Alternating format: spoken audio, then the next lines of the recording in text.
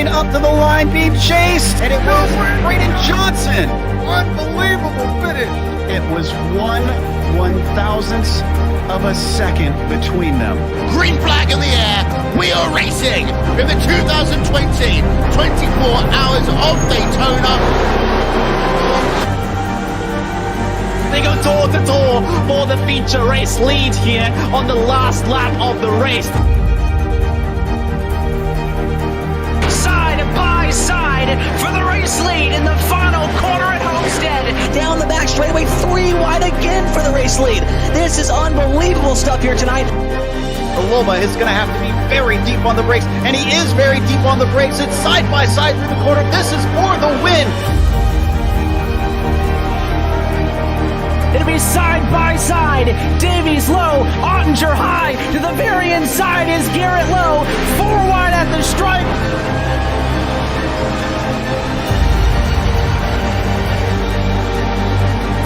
For all his work here on this outside line, neck and neck. Who's going to back out? Does anyone back out? Verstappen starts to squeeze on the inside, and now he'll try and straight line it. Goes under the apron, drag race to the line. It's so close to call.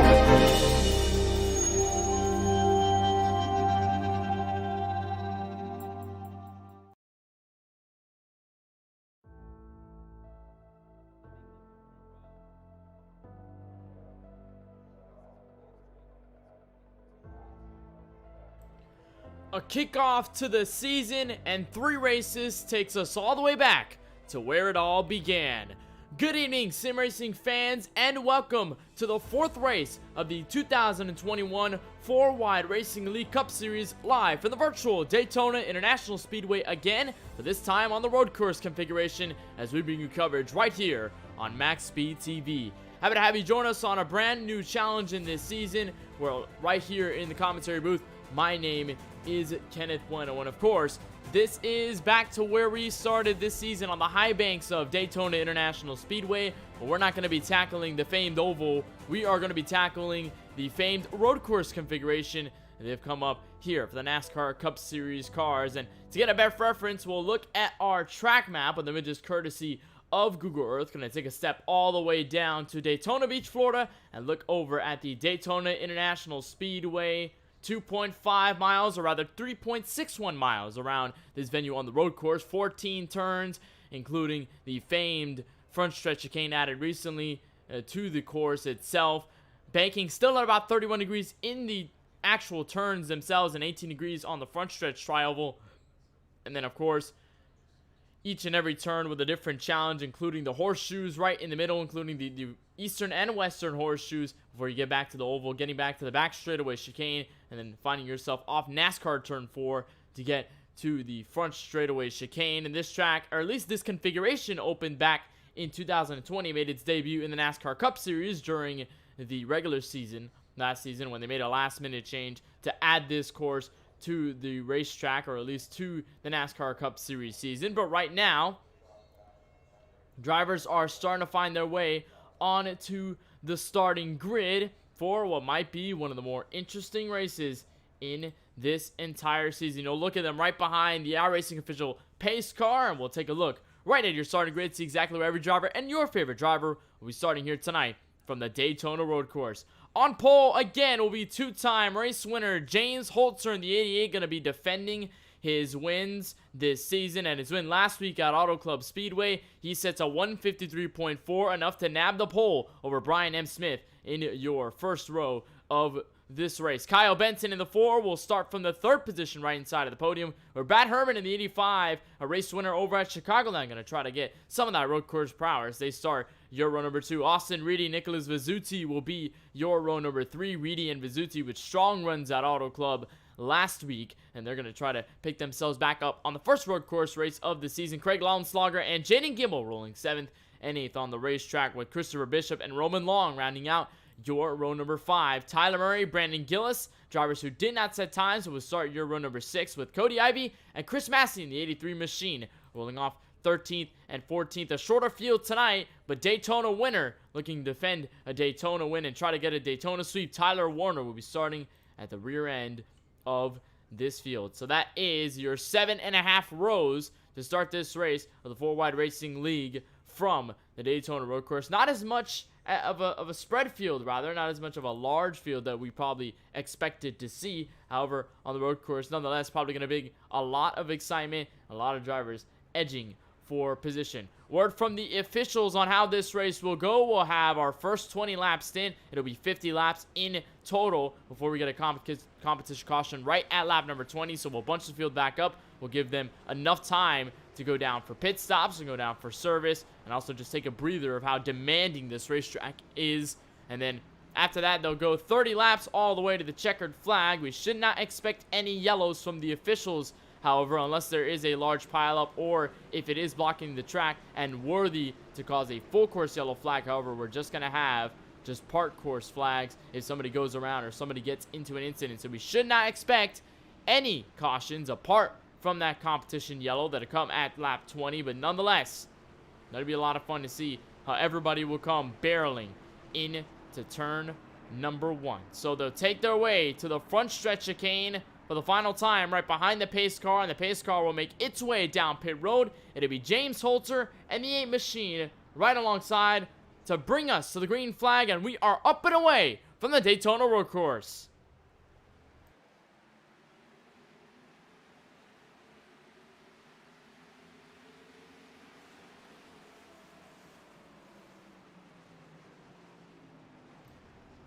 Easy start for Holzer to turn 1. You see Brian Smith and his machine looking to the outside, but he gets scrambled by a handful of cars that are trying to look their way. Look at that chicane. Very tough to get around that, especially when you're trying to go full throttle. The battle for second heating up as Smith still defending his position over Kyle Benson and the 11 of Austin Reedy. And one thing that changed from the first time NASCAR went to the road course, including iRacing, when they went to the Daytona road course on the NASCAR configuration for the first time this season, as Austin Reedy goes around holding on to the brakes and no contact with the wall. So he'll be okay. The only thing he'll lose is a lot of track position on his end. But luckily, no contact with the wall. Luckily, he was able to find that gap right between the guardrails. So he'll knock over a cone, but he'll find his way back onto the racing surface, and he'll be okay. However, he will be all the way at the tail end of this field. But one thing to note about this Daytona road course, and the first time they made its configuration back in 2020, for the first time with the Cup Series and the first time on iRacing, the cars had the high downforce packages, which give them a lot more grip in the corners. You give the cars later braking zones, but now in the new configuration and the new rules package from NASCAR, they have changed it to the low downforce. So you get 750 horsepower underneath those cars, and you get the low downforce spoiler and splitter to go along with it. So braking distances get much longer, and the speeds will certainly get much higher. You literally go 197, almost 200 miles per hour down the backstretch into the chicane. But so far on lap number 1 down the front stretch chicane and hitting the turtles off of the corner, the 88 of James Holzer will lead lap number 1, albeit just by a half a second over Brian Smith, who is now starting to carve his way and chip into the race lead. Everybody else, though, however, basically single file. There's Craig Lonsauger rounding out your top 5 as he dives into turn number 1. One thing about what happens here at Daytona is you ride along with the 13 of Lonsauger, just how hard you have to be on the brakes and how meticulous you have to be with the way you shift in the corner. You see right here, you cannot go full throttle through that small chicane with the limited amount of downforce, so you have to kind of keep the most throttle as you can without spinning the car around. You see a little bit loose in the braking entry going into that first horseshoe, and the International Horseshoe, one of the toughest corners on the circuit. They're so flat, there's nothing to help you apart from just the car. You see here that the kink, where before it used to be practically full throttle, you now have to be on the brakes a little bit, going down into first gear, then slamming. You see the 13 a little bit loose here off the corner, but you have to try and slam the throttle the most you can, as there's Nicholas Suzuki going by for the 5th spot in the 13, then hard on the brakes again, back to first gear, making this left-hander back out to NASCAR 1 and 2 in the high banks. This is the part where I guess you can say you can relax for a little bit if you're all by yourself on the track. If you're battling, you may have to want to work the side draft a little bit, but basically just running in how it was on the normal configurations, just running all the way to the yellow line, holding yourself to the banking, full throttle, wide open. This is the toughest part on a hard braking zone here. Reach for that 3 on the marker on the fence and hard on the brakes, making this easy left and hard right, trying to manage the throttle back into the second right curve before edging back full throttle coming out of the bus stop. That is one of the hardest corners to approach. And then you go over the new section that was added just for NASCAR. Usually when you go for the 24 hours of Daytona, you don't have a chicane, you just have it straight to the tri-oval. But here with the stock cars trying to limit the speed, hard on the brakes, down to first gear, the right and left with the turtles on either side to slow the cars down, and then back full throttle to the banking before setting yourself up for turn 1. That's a lap here at the Daytona road course as we ride along with Craig Lonsong, the 13, and he currently sits in position number 6. But so far, gap has grown to about a second. James Holzer in his 88 machine, rocking a new paint scheme, red, white, and blue, the Jacob Company's Chevrolet Camaro. The driver who won last week, trying to go 2 in a row. I mentioned what happened for Holzer to grab the win at Auto Club Speedway. Had a good pitch strategy over to the end and just had enough speed to keep his lead over the rest of the field and practically took home that checker flag. That was his second win of the season, with his first coming at a 1.5 miler in Texas. So this could be the chance for Holzer to get sort of a three-peat, get all 3 little disciplines as wins in this series: a win on the 1.5 milers, a win on the super speedways, and if he can get one here tonight, one on the road course. And then the only thing he would have left is just to win at a short track, which will be coming up later within this season. So at least the 88 having a lot to look forward to, and he's looking straight to clean air at the head of the field, as everybody within the top 5 are already spread out by more than 10 seconds. As you see, Brad Herman, here's a little bit of a battle behind. This is for the 11th spot. That is Roman Long with significant front end damage. He might have went off the track, or at least had contact with the driver in front of him. At least that damage to the Chevrolet Camaro should not do too much harm largely to him. Actually, there's more damage there on the left rear there to the spoiler. Might affect some of the downforce on that machine, maybe limit it a little bit more. But Long seeming to catch up to Bishop as he locks up the brakes there. Tires going straight flat there, right to the exit, back to the NASCAR oval in 1 and 2. And now Long just holding on for position as Chris Massey, who was supposed to be the 15th driver on the grid, he is currently sitting 2 laps down, or at least 3 laps down on the racetrack, and he did not make it to the green flag. So Cody Ivey in 14th place currently serves as your last driver in this field. As now a battle may be brewing up behind. This is for the 5th spot. Nicholas Vizzuti and Lonsauger. Remember Lonsauger, as we were riding on with him, he lost that position to Vizzuti not too long ago in the opening lap, so now he's trying to chase him down and get all the way back to P number 5. And a track like this, the separation becomes so key, where you have all the drivers separated by a good margin unless one is quicker than the other. This could be one of the exceptions now, as it's gone down to about half a second between leader Holzer and second place Brian Smith, the drivers who started on the first row in this race to the green flag. And now on lap number 4, Smith is starting to close in, the driver, the number 88.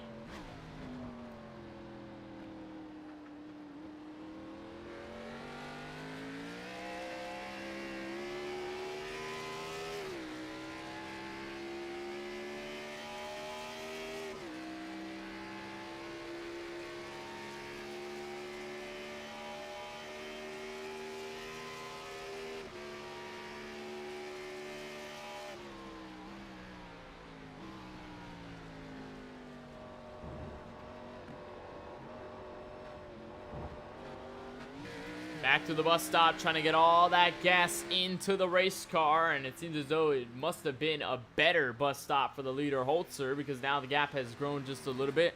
The driver of the 8 mostly gaining that time through the Horseshoe, and that's one of the distinctive factors of Daytona road courses, apart to the other Roval that we see in the NASCAR Cup Series, the Charlotte Roval, which the Charlotte Roval obviously is much smaller. Charlotte is a tighter confine, so there are tighter corners in that venue, and it seems faster that you're going through it. It's about over 2 miles, so it is significantly shorter than what you see here at the Daytona road course. However, a lot of the corners there usually don't necessarily have flatness to them. They have a little bit of banking, they have a little bit of elevation change. I think most notably in the second half of the infield road course, you have an elevation change. You go up the hill, then you make a right-hander, then you go back down the hill before you make 2 left-handers, before making yourself in a Charlotte NASCAR 1 and 2 on the oval side, and then get to similarly another backstretch chicane, albeit much slower than the one you see here at Daytona, and then another front stretch chicane, which I'd say probably has a little bit larger of a speed difference from Charlotte. It's a little bit quicker there than compared to here, the Daytona road course. You have to go all the way down to first gear, very slow through that chicane there. As one driver's all the way around in the back. I believe that might have been. It was a Chevrolet Camaro I saw back there in a red machine, and I believe it might have been Jaden Gimbel who went around in the number 12, as he has damage to his Chevrolet Camaro and almost goes around at the end of the International Horseshoe in turns number 3. So we'll try to take a replay, see exactly where that started. You see him very slow, going into the chicane, trying to put as much throttle in. I'm not sure whether it was just this left-hander, and indeed it was, right on the curb and then hard into the guardrail. And he gets that damage to his car. Luckily, no one else around him and nobody else was collected. Actually, Tyler Murray hard on the brakes and straight to the grass and into the tire barriers, actually trying to get around. Was hard on the brakes at that point. And now Murray also got collected in this as well. So a 2-car incident to start this one on lap number 5. We'll try to take another replay through Tyler Murray's view here, as you right on board.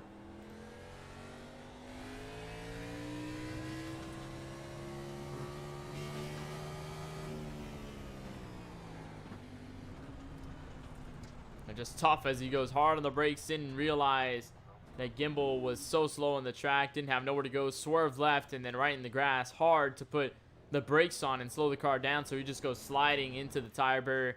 And now Murray is currently sitting at the cusp of this top 10. But so far it is still tense for this race lead. Brian Smith again has caught up to the 88 of James Holter. Has been notably faster through this segment of the track right here in the infield road course, as you see James getting a little bit loose there off of the horseshoe. Now looking to the kink, and the left-hander with Brian Smith right on his tail, as he's going to go hard in the braking zone, try to find some sort of a way, maybe dig his nose to the inside and try and set it up. And that's what it is about the Daytona road course. There's just a handful of places where you can actually make passes at this track. This is one of them here, this exit right here to the NASCAR Oval out of the infield road course. If you're right at the inside, it can be harder on the brakes than the driver next to you, and you can try to find your way and be right next to them, take over position near the inside. But it's all about your positioning, because you look at, let's say, the setup in a turn 1.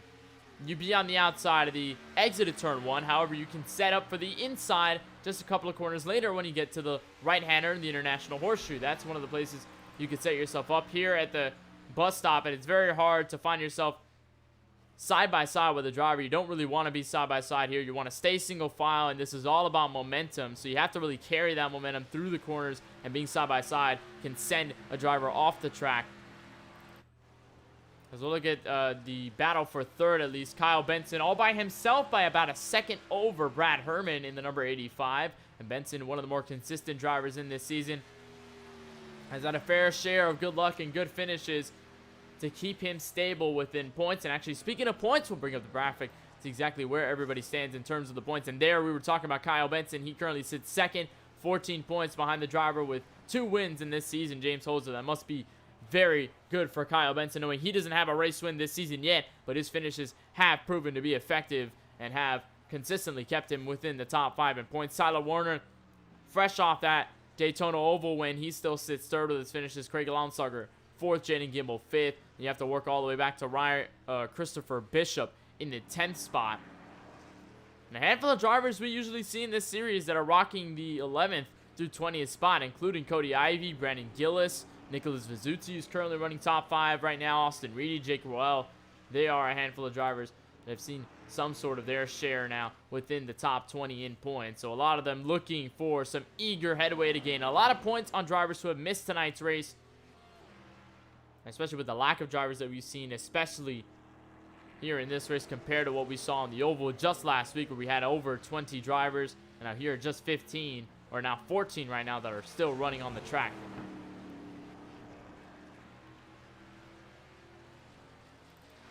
Continue to look now, the battle for the lead again heating up as the 15 of Brian Smith now looking again to the back bumper of the 88 Holzer. Has yet to find his way around. The only thing he's been able to do is just get close, but it's good.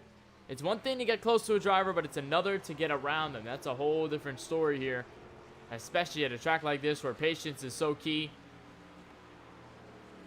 And now Smith trying to carry the run to the inside, but Holzer much better through the bus stop. Seems as though Smith is better on the first sector of the course in the infield road course, and then Holzer is a lot better in the second half when you go to the higher speed sections and the bus stop. here on this chicane. The 88 usually has a good amount of a run, but then sending back into turn 1, the 15 is Smith gets eagerly close. They work lap number 8 now, crossing the start-finish line. And now 12 laps out from our competition yellow. Going to be hard on the brakes. Brian Smith is, but harder is James Holzer. They're going to link together here at the exit of turn 1. I thought Holzer might have locked up the brakes, and that could have easily sent him barreling out of the corners. You see Brandon Gillis might have had an incident right at the Horseshoe. We'll try to take a replay if he did, and I believe he did go around at the grass there.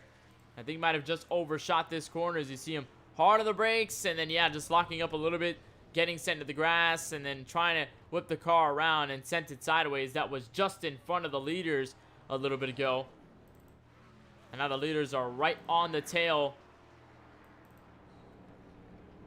to set him a lap down. There's Cody Ivey, who just got off the track. That could have been very close to the driver of the 81 Ford Mustang, but he gets put 1 lap down. Roman Long has also been put 1 lap down, along with Chris Massey, who has just joined the racetrack, but 5 laps down with a fresh race car. He might have joined this race just a little bit late. However, good to see him out on the track, as we did not see him start on that green flag stand. However, now seeing the battle for the lead, Coop up again. As Smith continues to work back to James Holzer, yet to get by him.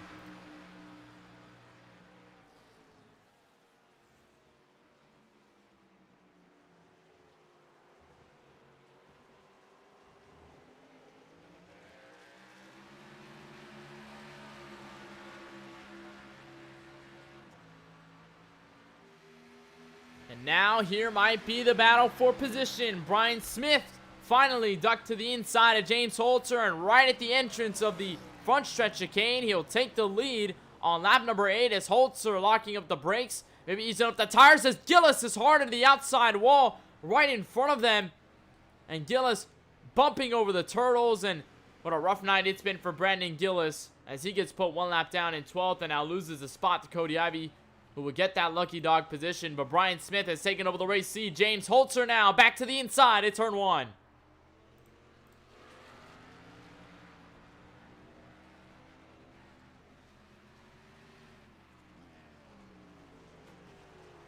And an easy way back to the inside at the entrance of the infield road course.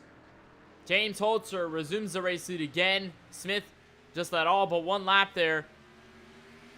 And now Holzer will take back the race lead, and this is 10 seconds ahead of 3rd place Kyle Benson, where they are still battling between that lucky dog spot, and Gillis has gone off the track once more, stuck in the grass there, hard damage to his Toyota Camry, and at this point he's just working to survive what's been a demanding opening laps for him. And not many other battles throughout this track, everybody fairly separated by over a minute between the top 10.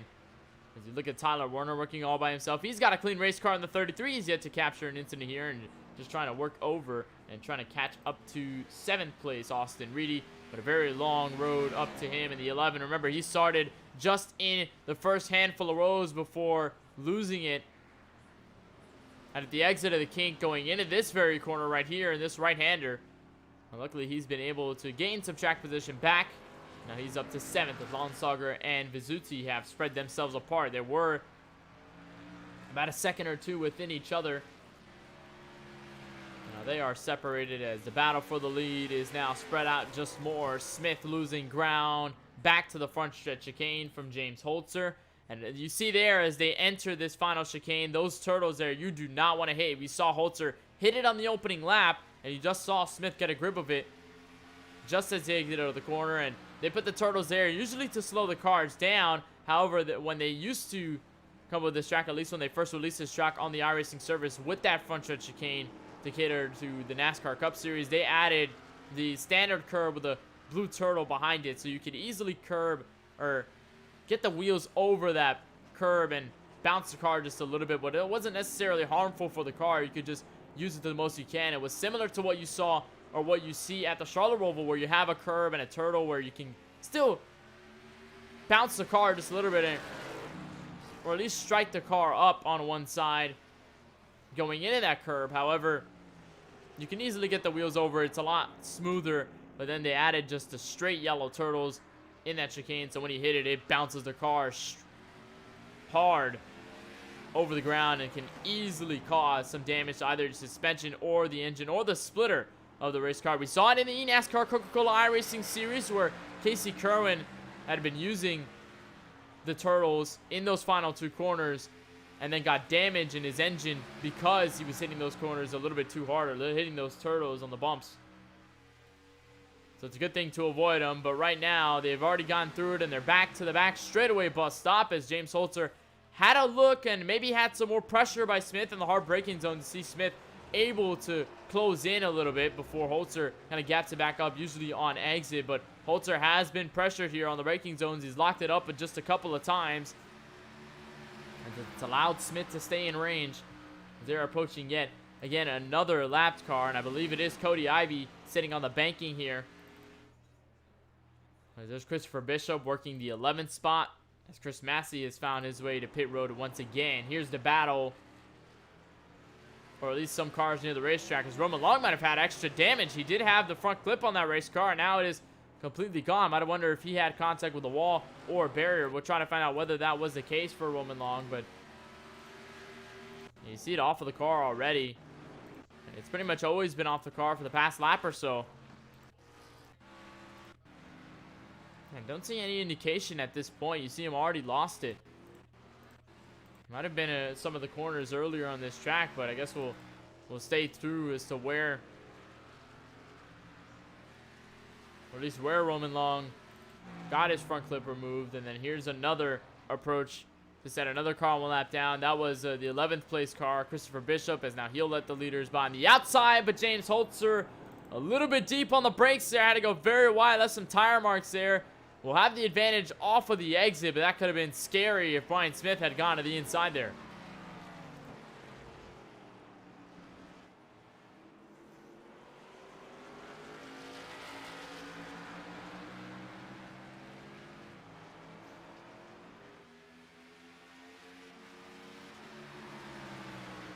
And now the pressure still stands between the 15 of Brian Smith and the 88 of Holzer. However, one thing about the way these two are racing, and I think it probably doesn't necessarily have a statement to what will happen with third on back with Kyle Benson, who's running all by himself. But really for now, Holzer and Smith have been putting pressure on each other. I think most notably to Holzer than anyone else, to the point where Holzer has been pushing his car a little bit. You saw, obviously you see him hard on the brakes than he was when he started this event.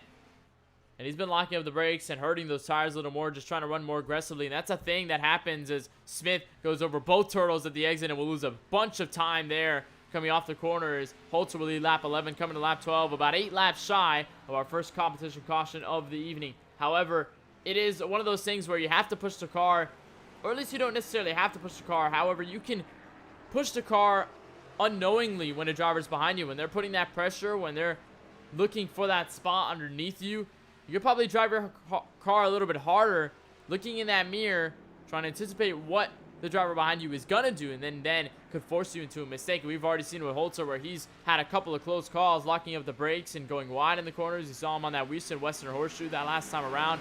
Went wide in that Horseshoe. We'll see if he does it this time around as they both drift off of the kink and be hard on the brakes. And this one, harder to get through. And again, Holzer a little bit wide, had to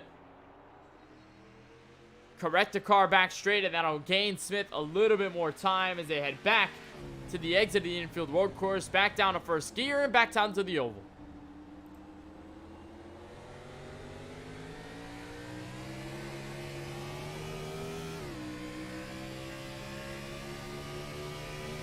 And riding on board with Smith, again, has yet to take over the race lead other than that one part. We've only had just one lead change, and it was a quick revert back to James Holzer as they were coming back down. As here's 4th place Brad Herman in the 85, the winner at Chicagoland on a fuel strategy run. And currently running 4th right now. Just a handful of seconds off of the driver in 3rd and Kyle Benson, but nonetheless, he's kept a clean race car, and Herman is aiming for a decent result. I mean, a lot of times, taking the win, of course, is important, but knowing at a track where, at least in some cases, some drivers don't think they're very strong, and especially in the case that Brad Herman is here, where he's practically high in the points. He's got a win to his resume. He doesn't necessarily need to push the issue here. Doesn't necessarily need to run for the win. Of course, it would be good to run for the win and get another win to his resume and tie James Holter as the only driver with 2 wins in the season. But nonetheless, just running for decent points and a top 5. It'll easily gain him some good ground and obviously gain spots on drivers who have missed here tonight. So I think the key for the 85 is just to keep that car clean. I think Kyle Benson might also hold the same resume, as now we have a battle for the lead again, and finally it has switched hands again at lap 13. Brian Smith has edged his way by the 88 of Holzer, and we'll try to take a replay and see where that started. And it started all the way at the exit of the bus stop, as you hear right here on the replay. And again, just the same situation as last time.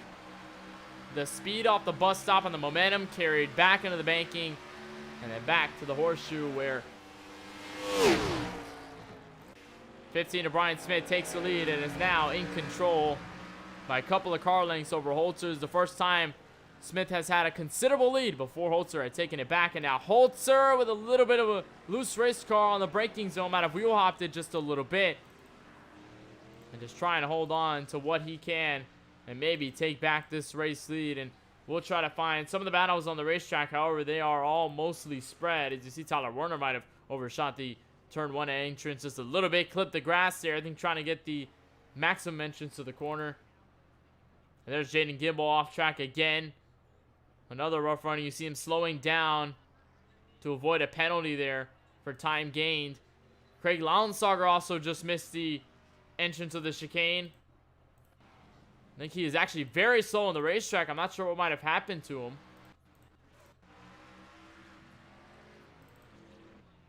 Oh, what has been rough for Launsauger here is, I believe it was a lap earlier where Launsauger had gotten on that damage, but now he is slow and he is the first driver to head back to pit road. As Roman Long, even more damage. Now a hood off this car. I think every time we've been looking at the 14, he's had some damage added to his race car. As you see him overshoot turn 1 there. We've had a lot of drivers at the tail end of this field have a rough night. And for now, it is proving itself at this point.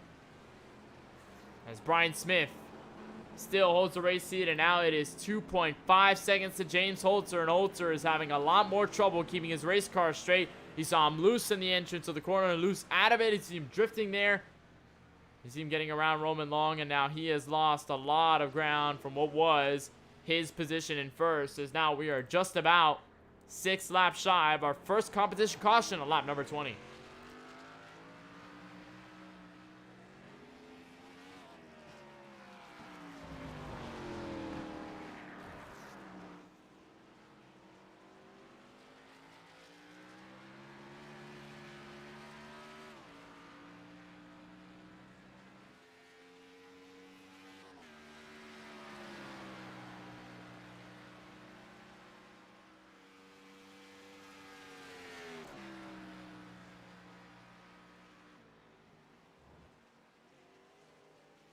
So Smith back to the entrance of the chicane, and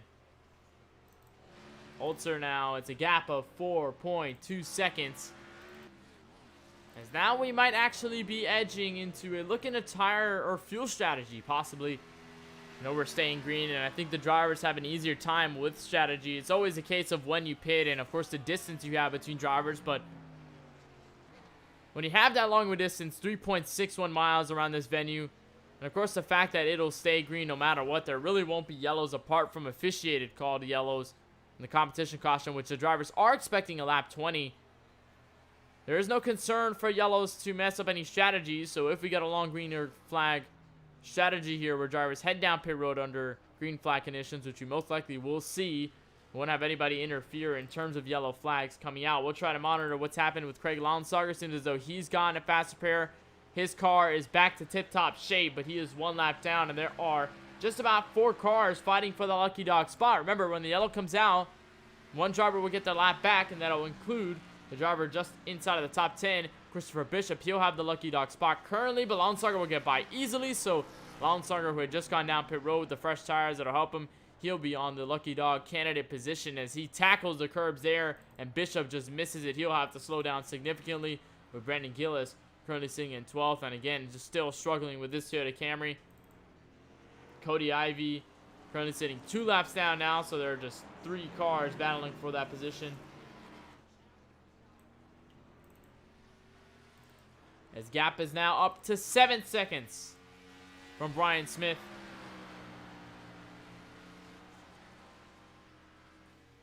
And James Holzer with 15 laps down and a lot more to go. And Smith will be edging back to turn into the chicane, and he'll be out once again as he continues to move forward and actually very loose off of the corner there.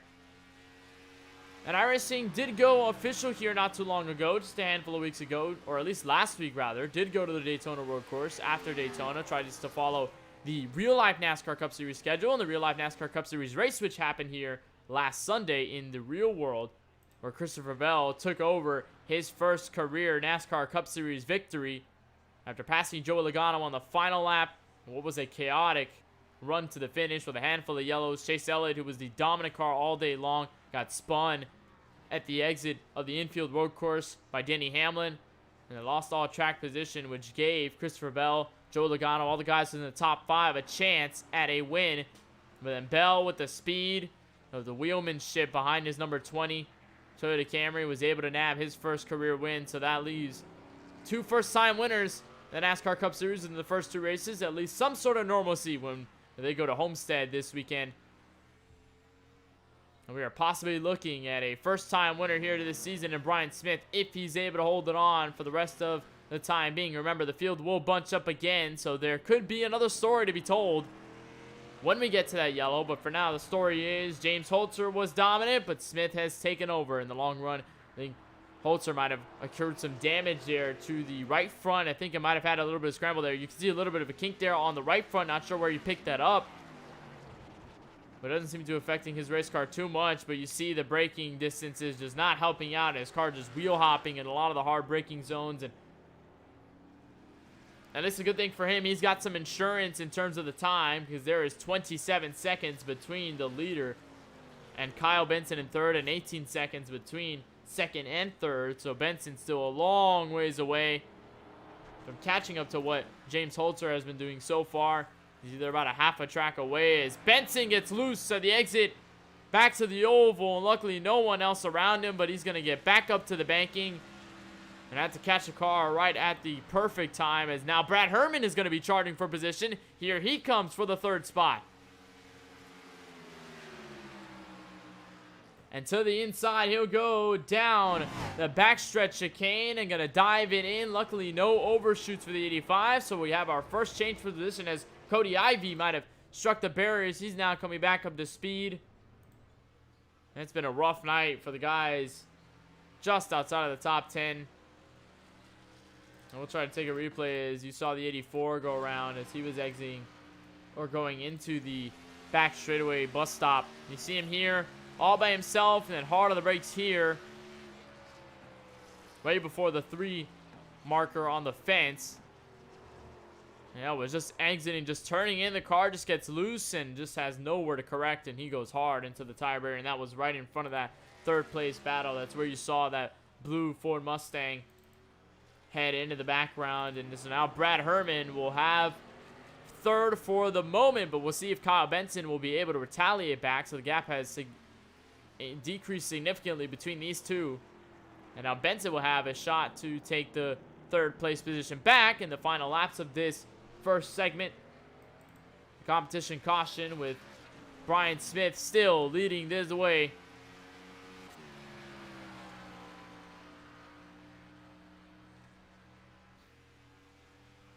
What a drive it's been so far for the driver of that 15 Chevrolet Camaro. I believe his first race in this series. Hadn't seen him at Daytona, hadn't seen him at any of the races so far. At Texas Auto Club, we have not seen him. Chicagoland, we have not seen him in this season so far.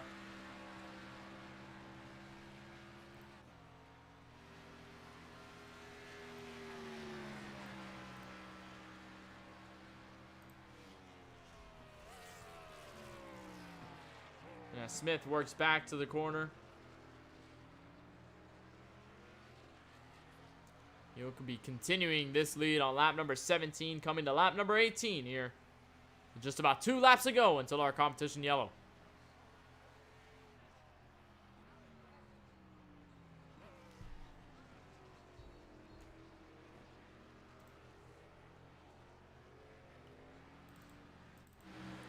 It's been a dominating effort for Brian Smith after taking control of the race lead. Holzer has now fallen to 15 seconds back. Meanwhile, the battle for third persists as now Herman a little bit loose, entering the final chicane. Benson now with a run as they head back to the trioval and get back to turn 1. You're riding on board.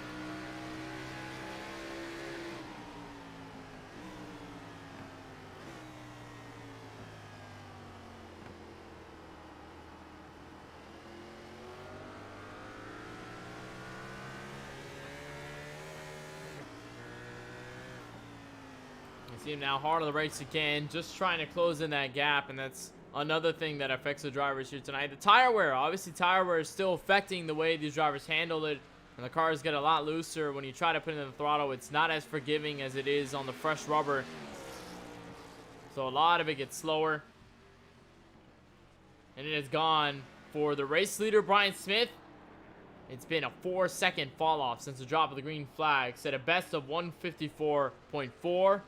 And that was last lap was a 158.8. So it has been significantly slower compared to when we dropped this green flag, and the tire wear has made it harder for the drivers. The only one closest to Brian Smith on that recent lap within the top 5 was Kyle Benson, who set a 159.9, about a second off.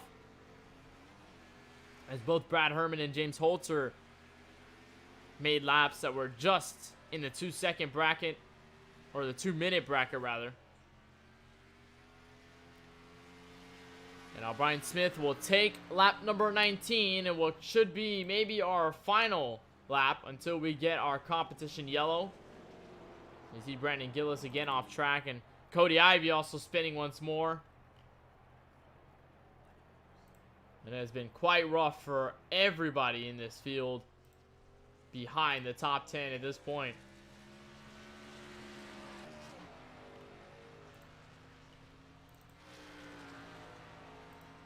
We continue to work here as now Smith should be on the final lap of this stage before we get our competition caution, and we should re-rack the field, and we should see drivers go down pit road. We've only seen one driver do so, or at least actually 2 drivers do so, and one of them is Gaten Gimbel, who just got out of pit road and just burned up his fast spare. You see there goes the battle for third, and Herman and Benson going by.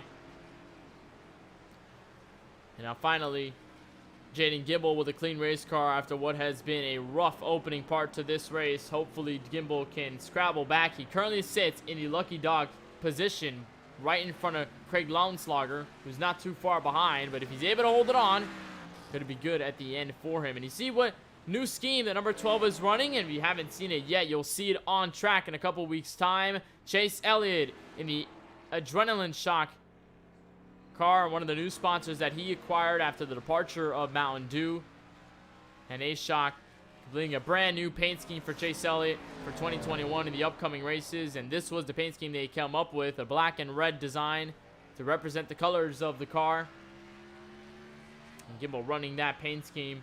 See a gorgeous look for at least Chase Elliott, what will look in real life. And battle for third still persists. Benson not able to let go of Brad Herman, but up front it is Brian Smith at the head of the field, right to the trioval. He'll get to lap 20. We'll see when the officials will throw the yellow flag, but Smith gets to lap number 20, and there is the yellow flag. So Smith will bring it out. The officials will decide. Competition caution will be now, and Smith will be at the midway break with the race lead. James Holzer still hasn't crossed the line, but he will do so in second. Brad Herman and Benson fighting for third, but it might just be Benson or Herman to take over third, as now they all start to slow down and check themselves up, try to find the Irish official pace car, and we'll see what happens in terms of the lap cars. And currently the last driver sitting on under 1 lap, I think, was recently put down a lap. Tyler Murray in the 8 machine. Jaden Gimbel, unfortunately, will maybe have to work next time, as now they are on the quest to find the pace car in our first yellow on lap number 20.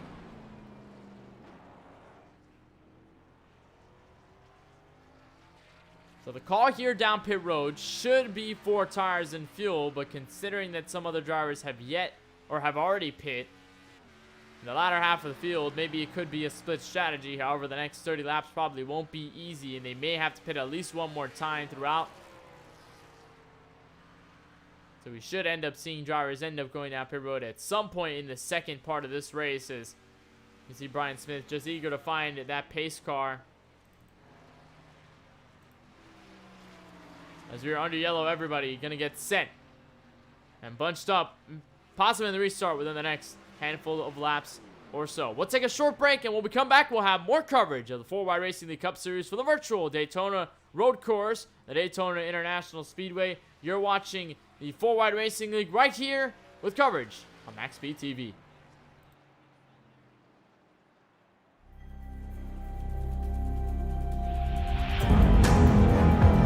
Coming up to the line, being chased, and it goes through Braden Johnson. Unbelievable finish. It was 1/1000th of a second between them. Green flag in the air. We are racing in the 2020 24 Hours of Daytona. For the feature race lead here on the last lap of the race. Side by side for the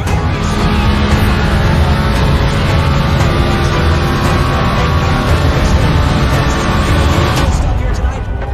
Paloma is going to have to be very deep on the brakes, and he is very deep on the brakes. It's side by side through the corner. This is for the win.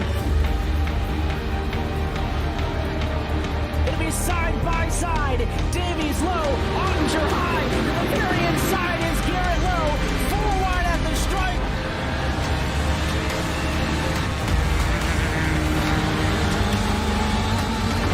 All is wet here on this outside line. Neck and neck. Who's going to back out? Does anyone back out? Verstappen starts to squeeze on the inside, and now he'll try and straight line it. Goes under the apron. Drag race to the line. He's so close to goal.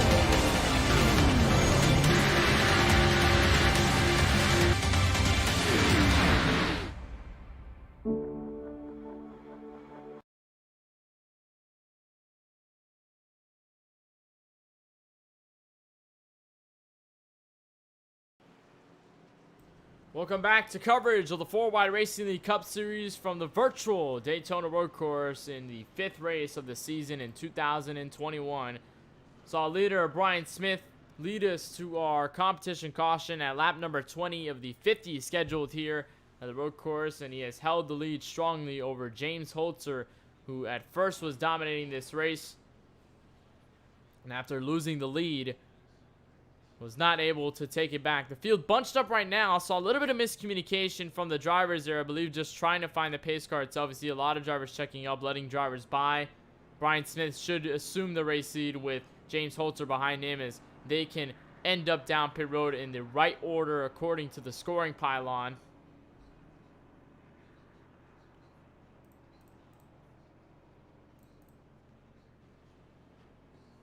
For now, we'll try to see, as technically Holzer is categorized as the race leader, but Brian Smith should be able to find his way back around in under caution, and Smith should be the driver to lead them back to pit stops, or at least our first round of pit stops of the evening.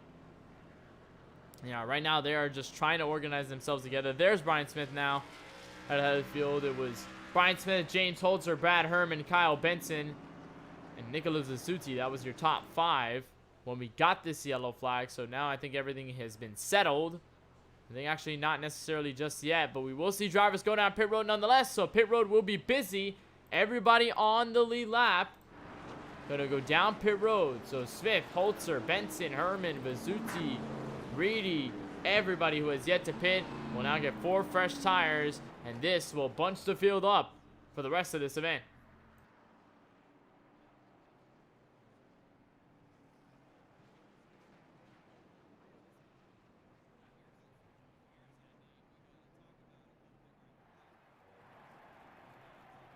So the 4 tires and fuel situation might be enough here for the race lead to come back. But actually, Holzer able to get out first. So James Holzer will resume the race lead. Not on track, but out on pit road and refreshed tires. And the significant short speed that the 88 has carried in the opening segment of the race. This will be numbers here for Holzer. But Brian Smith not too far behind as Kyle Benson will end up third. He will beat Brad Herman off pit road, but they scored him third anyway. Going to that yellow, Vizzuti will be fifth. Austin Reedy comes out sixth. Tyler Werner in seventh. Tyler Murray in eighth. So the two Tylers in that position. Jaden Gimble currently ninth. Craig Lonsauger in 10th. First car 1 lap down, or 2 laps down rather, is the 42 Christopher Bishop, and then Brandon Gillis got his faster pair 2 laps down as well. Cody Ivey 2 laps down in 13th, and hopefully he'll be able to burn a faster pair as well. And then Roman Long, Chris Massey at both return to the garage and are out of this race. Remember, Chris Massey did not start at the opening stand of this race, then went out on track for a couple laps before parking into the garage. Roman Long had occurred significant damage to his Chevrolet Camaro, and now he is scored out of this race.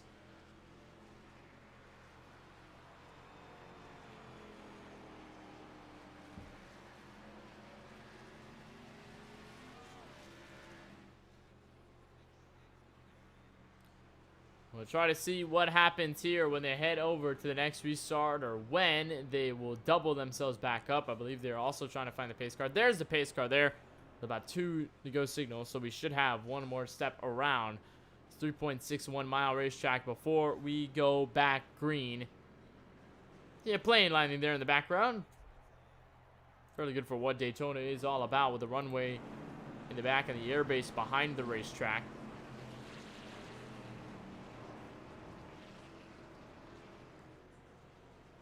So we'll see what James Holzer is able to do. Had mentioned his 2 wins this season as he currently leads points.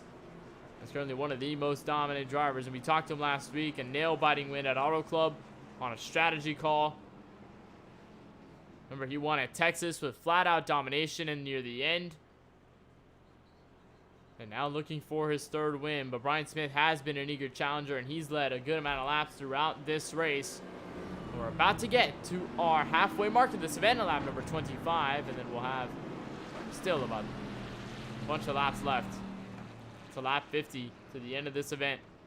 And by that segment, we should we stay green and no yellows are thrown by the officials, we should have pit strategy coming to the cards. And with the distance and the separation, maybe that could be the game changer in positions and bring some drivers together and maybe be the factor into the race winner.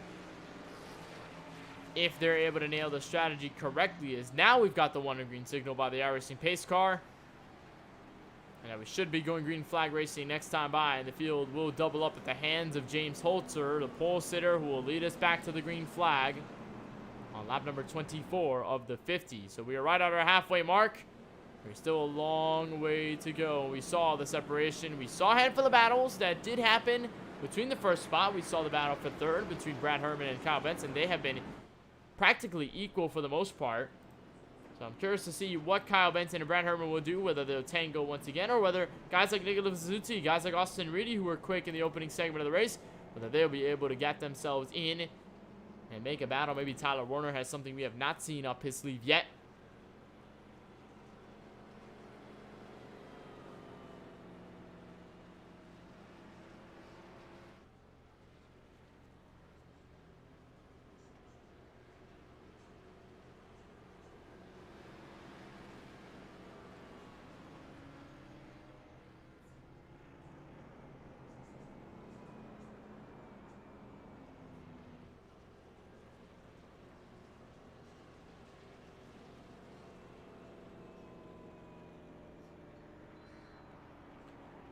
So we'll get our restart on fresh tires, equal footing for the 88 James Holzer, Brian Smith, Kyle Benson, Brad Herman, Nicholas Vizzuti, your top 5. Rest of the field stands: Austin Reedy 6th, Tyler Werner 7th, Tyler Murray in 8th, Craig Lonsauger in 9th, Jaden Gimble in 10th, Christopher Bishop, Brandon Gillis, Cody Ivey, your top 13.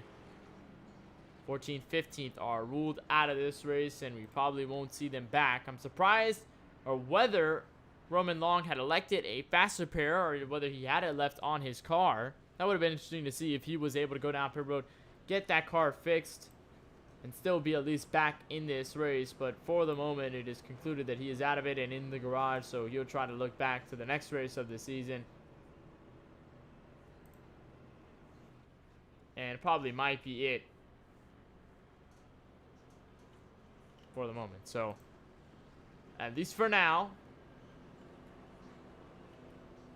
still will be James Holzer and Brian Smith. We've seen a handful of new winners here in this season. We've had 3 so far, with the winners standing at James Holzer with his 2 wins, Tyler Warner with his win at Daytona to open the season, and Brad Herman, the driver who won at Chicagoland. Brian Smith could serve. Kyle Benson could also serve as the 4th driver to win. Maybe he is a driver behind. Could also go in. So practically 2 drivers in the top 5 carry at least 1 checkered flag this season. The others still looking for their first, as we will assume the green flag, most likely under single file conditions, off the banking in turn number 4. And off of the front stretch chicane. Make sure not to hit the turtles this time by. We'll see when the 88 gets on the gas, as the pace car will make its left. And we should be back under green as they reach back to the 18-degree tri-oval. James Holzer, your leader, and he'll lead us back to green from Daytona.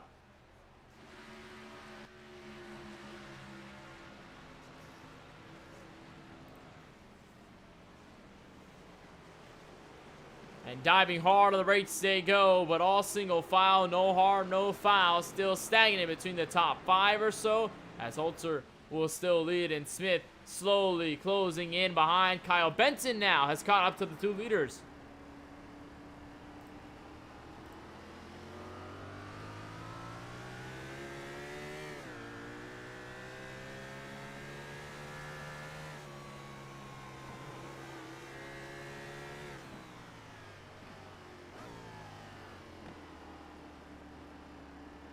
And now here comes Brian Smith for position as you're riding on board with Kyle Benson. Here comes Brian Smith, but Holzer will have the advantage to the inside at the exit of the corner, right to the NASCAR oval. Here's a crossover by Brian Smith again. So side by side for the race seed with Kyle Benson, the 3rd wheel this time. And now equal to the back straightaway. The question is, who will pull out of this one? They're side by side, but you do not want to be like this going into the chicane. Will Holzer pull out, or will they try to outbrake each other? They'll still be side by side at the braking marker, and I believe Holzer will let him by. So Brian Smith will take over the race seat. Holzer will have to hit the reset button, and top 4 all within about half a second here. And now Benson looking for position in the top 2 for the first time all night long, to the inside of James Holzer for a second. And now already a second between Brian Smith and the guys behind. But here's a retaliation into the chicane by Holzer. Almost contact between the 2. And now contact between them. Benson around. Vizzuti goes and tries to block around, but Benson gets turned by Holzer as they were exiting the front stretch chicane. We'll take a look. That was right there. You see the contact between the 2 is right here at the exit. You see the 88, not enough space as the 4 was trying to cut in. And they make contact as the 88 jumps over that curb and gets right into him. Sends him around. Brad Herman now will resume the 2nd. But this easily will allow the gap to grow for Brian Smith. And now Holzer has been at a race low in 4th. Reedy and Herman have gone by.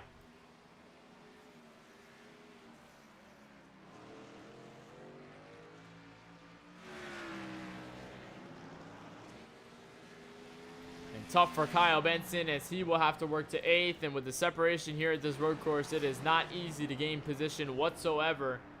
And you can tell already by the gap the leader has grown into. Brad Herman still defending from Austin Reedy and James Holzer. Whether Holzer will catch back up is a big question mark. However, it's the first time we see Reedy and Herman within the top 3.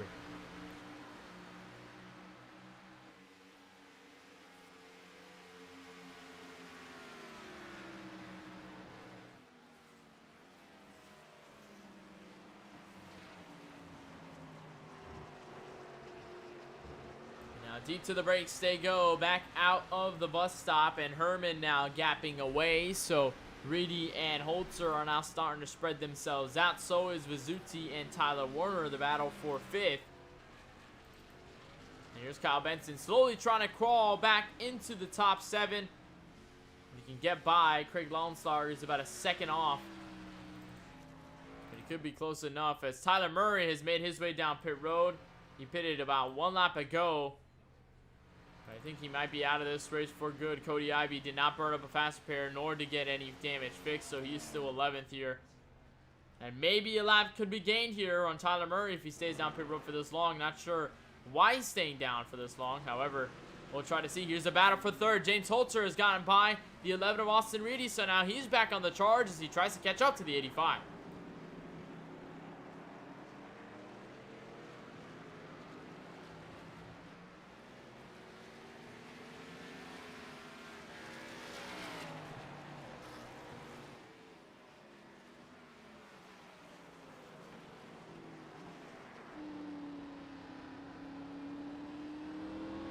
Right on board with the driver of the 88 as he exits the Horseshoe and edges back out of the infield road course, back to the banking. And now possibly strategy will come into the minds of these drivers who saw how wary it gets on the long run. We might end up seeing that again coming to the rest of this race, should it happen. And it probably will, considering we might have to see and who will go down pit road first, and how will the time be distributed, because if Brian Smith is able to get a large gap, maybe over 10 seconds or so, maybe a larger gap by any stretch, or maybe even a little bit of a shorter gap, maybe between 10 to 8, 7 seconds. Right now he's got about a 5-second lead, so it continues to stretch. We'll happen to see. Drivers head down pit road to the end of this race and possibly give ourselves a strategy. So Brian Smith again will cross the line, and he is now 5.8 seconds over James Holzer, who has gone by Brad Herman for 2nd. So now again, put the 15 and the 88 back in the top 2, but Holzer at a bigger uphill battle as he now has to try and catch up to Smith. But it has not been easy. You see him locking up the left front there. That is not good for the tire wear over the course of the race. In turn 1, very, very hard corner to enter because you're on the brakes hard on a car that is barreling toward the corner. And you also have to continue to turn left and make sure the car is actually arcing the corner well and you're not necessarily going straight. As the battle for 3rd persists, Herman and Reedy have been at it. And Reedy has been the beneficiary out of it all. And he's taking over 3rd and just trying to catch up to Holzer for the most part. Vizzuti currently sitting in the top 5. I haven't talked much about the driver, that 75 Village Place Music Ford Mustang, but he has been relatively consistent, has kept himself within the top 5, hasn't necessarily been the talk of the town, hasn't necessarily made any battles for position here, but Vizzuti looking for a solid run. And so far, what has been a decent run for the 75 continues to be so, but first time we might see a battle between them, and it could be Tyler Warner, the driver who won here at the High Banks of Daytona a couple weeks ago in the season opener. The 33 currently sitting in the top 5 in points.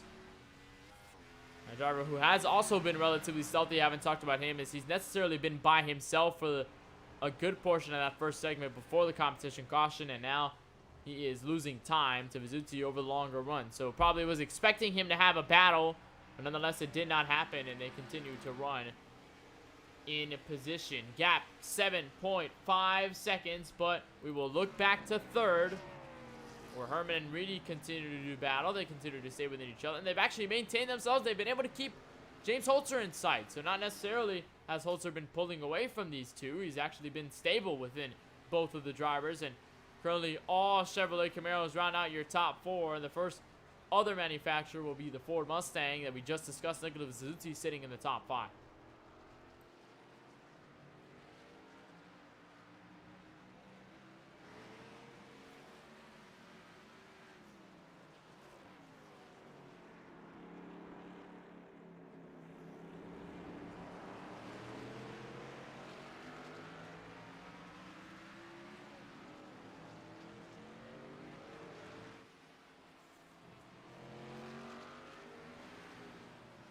or won this battle. Might be the closest we see on the track all night long, and considering we might not have any yellows for the rest of this race. That's the thing with iRacing road courses and road course racing on the iRacing service. You don't have full course yellows to slow the field down and to bring everybody together unless it considers stages. But if a driver spins in a corner, it'll cause a local yellow, which means it'll give the yellow flag and urge the drivers around that area to slow down and pay attention, to understand that there's a wreck around them, but they will not throw a full course yellow based on that wreck, because if the driver is able to get themselves back under footing, it should not be a problem, considering the driver is at least further up ahead, maybe really far up the road. As we're looking at the battle for what might be the 10th spot. However, Tyler Murray has finally got his way out of pit road, 1 lap down, so that extra time spent on pit road, not sure what it might have been for, but good to see Murray back out, but he'll be 1 lap down, and it'll be hard to catch back up. As Benson has caught up to 7th, but hasn't necessarily been successful on his trek back. That's one of the things also, that if you get spun here, the distance is very large to make up. And for Benson, he's been put in a hole after being in the top 5 for a good chunk of this race.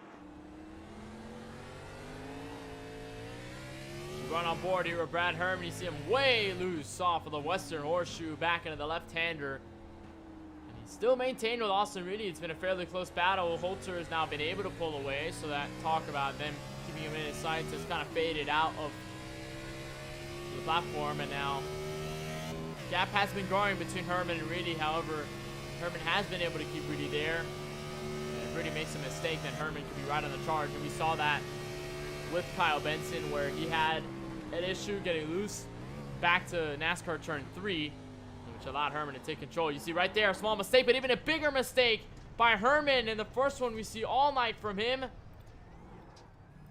as he gets loose off the chicane. One driver misses it. Now Bazzucci will take position away, as Jaden, or what I saw, one driver there up the road would lose or miss that chicane.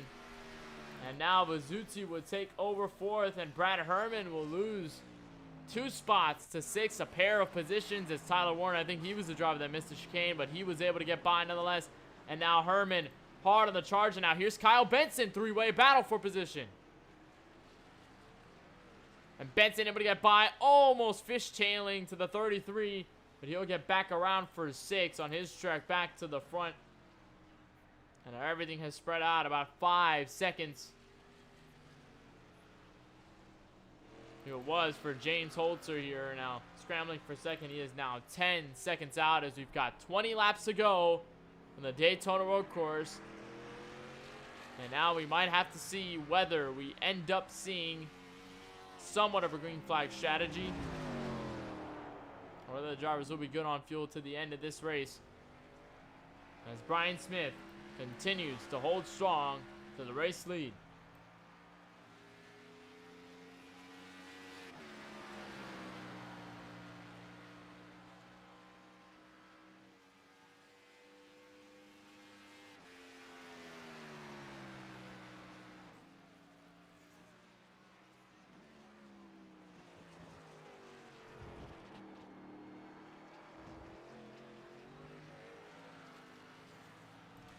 The driver about to go a lap down, as we look back to Christopher Bishop here in the 42. And he's one of the drivers who has been clean, but has not been in the right place. 2 laps down in 12th, behind Brandon Gillis, who has yet to get any sort of big damage on his Toyota Camry. Maybe a little bit on the left front, but significantly better than what he did have prior. Tyler Murray again with a clean race car. We talked about him 1 lap down. He was stuck on pit road for a while, and Jaden Gimbel being the final driver on the lead lap, but Craig Launsauger currently sitting in 8th. As now finally we've got the 20 to go signal at the line.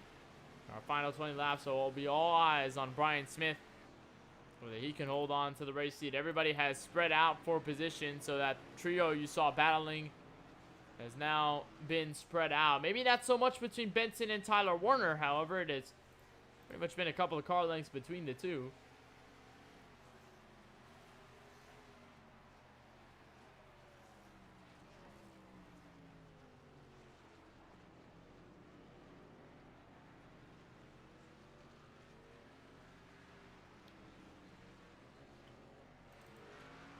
And now that'll be it, as gap is now actually closed a little bit, 9.7 seconds. It was about 10.1 prior.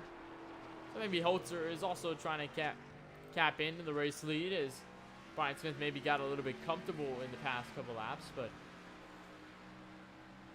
we'll just have to see what happens in the next 20 or so laps. And it is a long way around a Daytona road course, so it is still relatively long before we get any sort of finish here. Should be expecting no yellows. There's a pass under lap car. Tyler Murray goes 2 laps down to the racetrack, and the fellow Camaro will get by.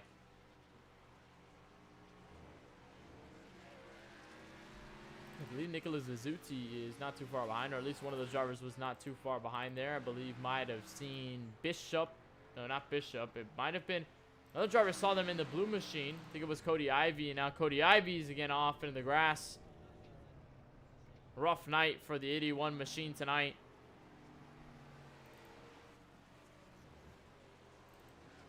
And everybody's staying stagnant for now, as you're right on board with Kyle Benson coming out of the bus stop.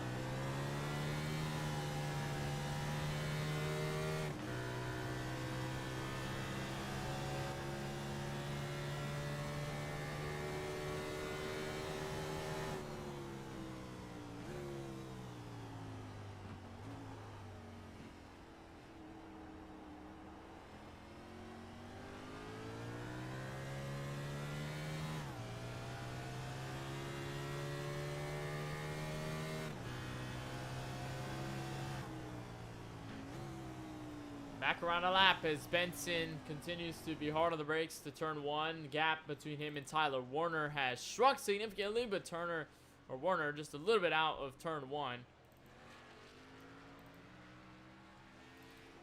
There's nothing really to talk about between the top 3 because they are spread about 20 seconds within each other.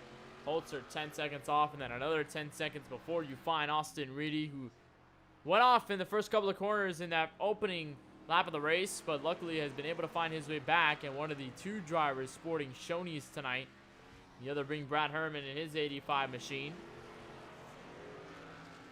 And Austin Reedy yet to pick up a win, but did have a strong running at the Oval at Auto Club last week, and was one of the drivers we talked about to be heavily considered for the race win. And remember, Reedy has not had a good start to the season, and it would have been a very good run for Reedy nonetheless at Auto Club, and tonight could be a change as well. 19 laps to go from the virtual Daytona road course here. About to catch 18 laps to go at the stripe as Brian Smith comes back around the front stretch chicane. 3 seconds of fall off on the tires, but doesn't seem to be affecting Smith too much, as he's been able to continue his gap. Everybody else has not been so nice on the tires tonight.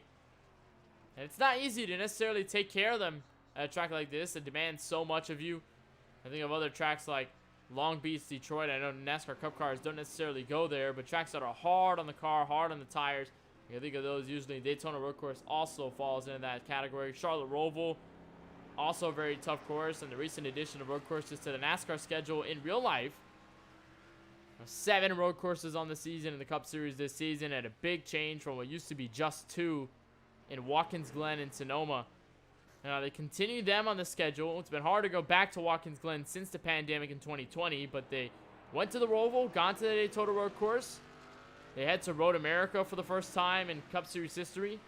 They go to COTA for the first time as well. They also go to a dirt track, Bristol Dirt, in the next couple weeks. coming in about a month or so in March.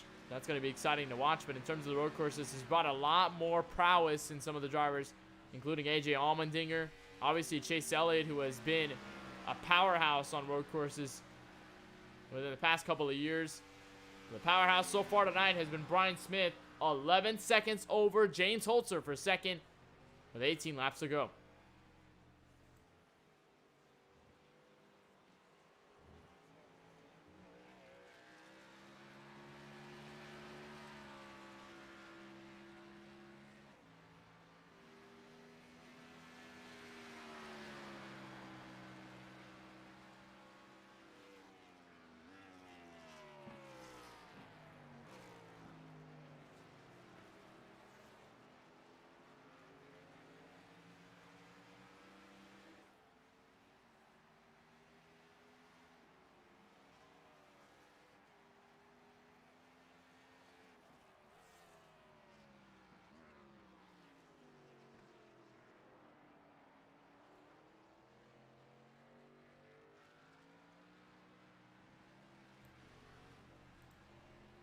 As we continue to press on, 17 laps to go.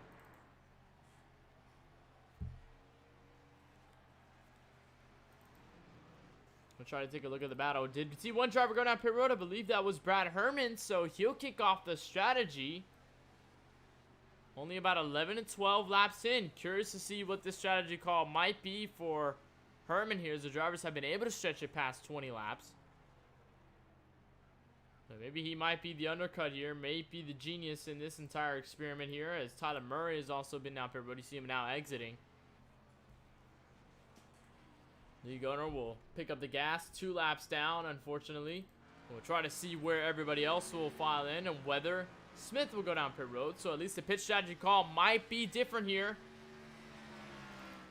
Herman will elect for 4 tires and fuel, and he'll be on his way out. And a very tough exit there. We saw Ryan Truex head into that pit road barrels there, coming out of the corner. Hard to be on the brakes in that sort of corner. It's a very tough one to get out of, and so tight in width, as Herman smoothly able to get out with fresh tires, and now he will fall to 8th, but we'll see how he cycles through, as nobody else has gone out pit road, or nobody has elected to go down.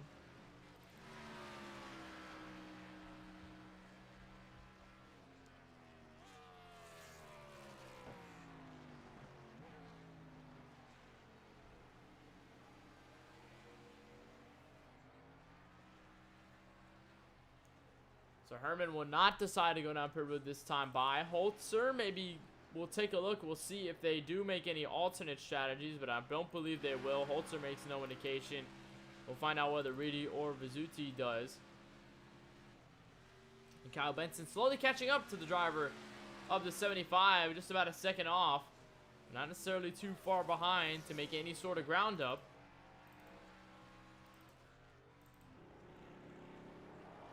Not the only driver to head down pit road. I think Jaden Gimbel has also found his way, so he's going to get service as well. Austin Reedy is also elected to go down pit road. Nicholas Vizzuti, here's Kyle Benson, so here's a big split strategy. Handful of drivers down pit road this time by.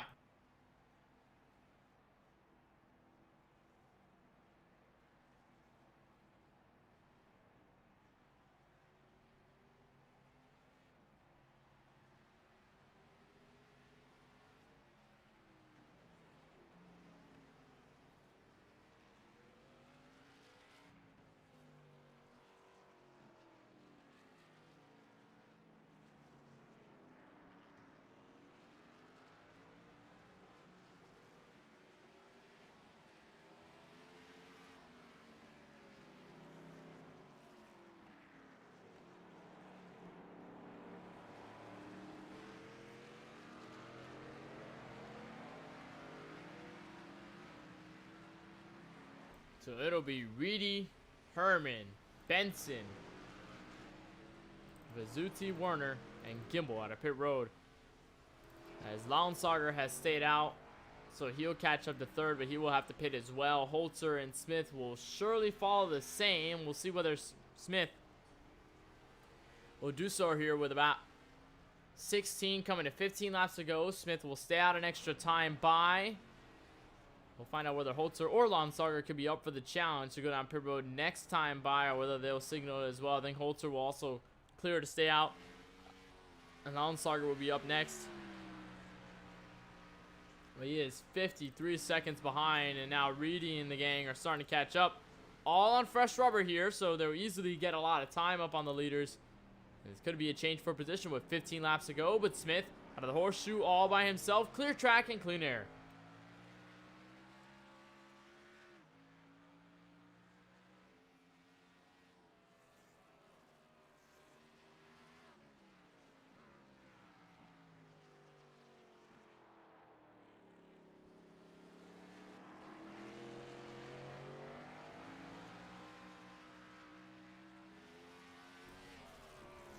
What has been a dominating run for Smith so far, as Reedy slowly cloning on Lonsarger, and none of them have been down pit road as well. I think Brandon Gillis and Christopher Bishop have not decided to. Cody Ivy finally got his fast repair, so finally we see a clean Ghost Ford Mustang this time by.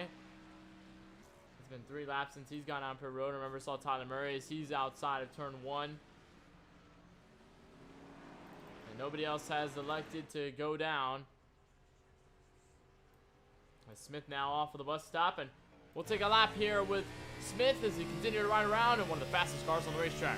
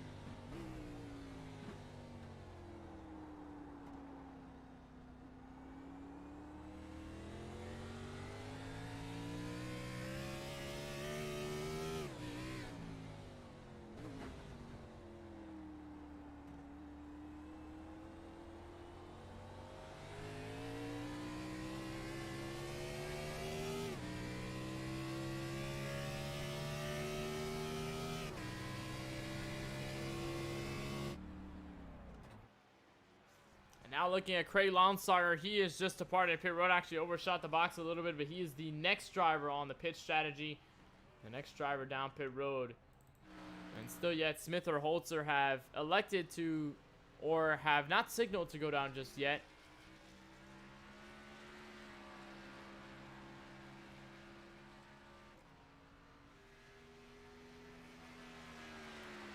Smith has been the driver. This is a 15 lap stint for both Smith and Holzer, as Reedy has taken over second. And now within 52 seconds out, as Holzer or Herman is not too far behind. Holzer is way up ahead. And Smith has not decided. It's about 14 seconds between the top two, as Smith comes back around the line and get 13 laps to go. So still a handful of ways to go here at Daytona. Nonetheless, it has been a full separation race.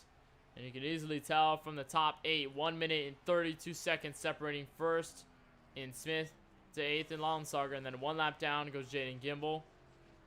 Murray, Gillis, 2-3 laps down. There's a fight for 3 laps down at 11th between Gillis, Bishop, and Cody Ivy, but they're not necessarily closer than each other. There's Brad Herman, Kyle Benson, yet to recoup from that spin earlier tonight.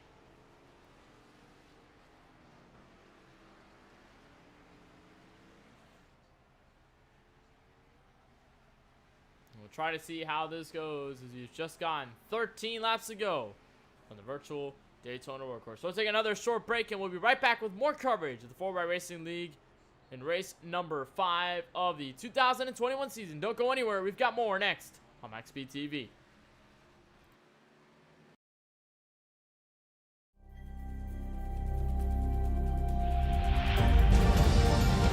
Coming up to the line, being chased, and it was Brayden Johnson.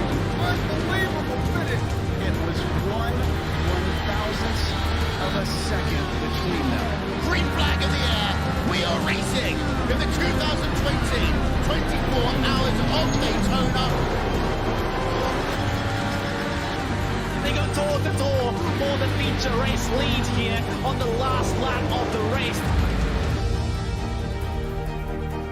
Side by side for the race lead in the final corner at Homestead. Down the back straightaway, 3 wide again for the race lead. This is unbelievable stuff here tonight. The Loma is going to have to be very deep on the brakes, and he is very deep on the brakes. And side by side through the corner, this is for the win. It'll be side by side. Davies low, Ottinger high. To the very inside is Garrett low. 4 wide at the stripe.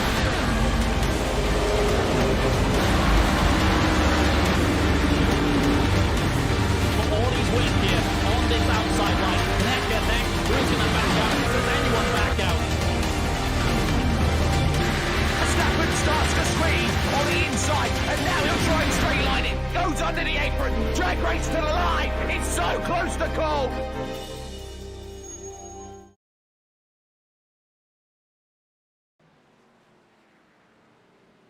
Back live, the virtual Daytona Workhorse with 12 laps to go in the 2021 4x Racing League. New leader has just emerged.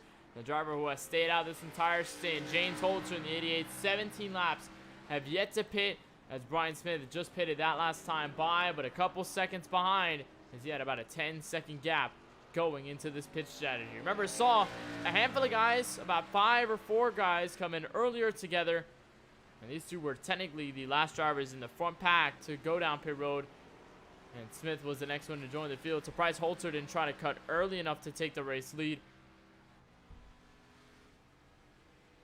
Well, the strategy might work here. About 12 laps to go. Still a long way to go from here from Daytona.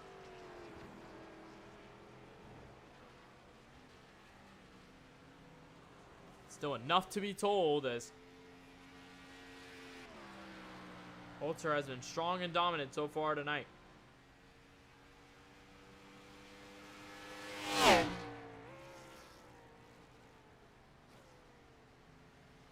And he necessarily has been dominant, led a couple of laps, but it's only been Brian Smith, the only challenger and the only driver to dominate. Now, finally, Holzer goes down pit road. Hard on the brakes this time by. His car was very squirrely off of the final chicane. And there goes Holzer, the final driver on the lead lap to go down pit road. And we'll see where Brian Smith comes out of all this. He'll scramble back, and he'll take net P1 with 11 laps to go.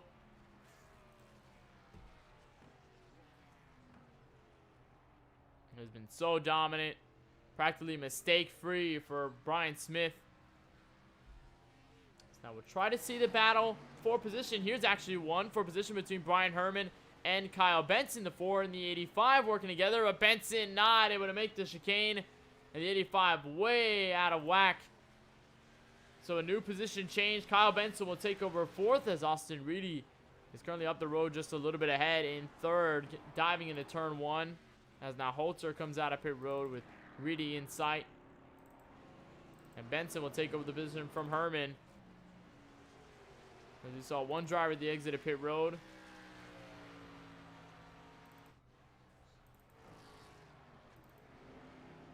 I believe it was Cody Ivey in the 81. Indeed it was. So he has gone down pit road. I think everybody has elected to go down, apart from Christopher Bishop.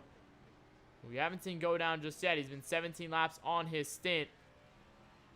He's had a rough race so far tonight, and the gap is now almost about 20 seconds as James Holzer almost spinning it around at the exit of the infield road course, and that could have been big as Austin Reedy is now off the track. Here comes Kyle Benson and Brian Herman for position. And Reedy luckily able to get by just in the sandwich of the two, but now Benson will catch up to 3rd. And this probably will be the biggest battle we see all night long because the lead has yet to be contended for ever since Brian Smith took over. And now he should be lapping around soon to get 10 laps to go for the Daytona workhorse.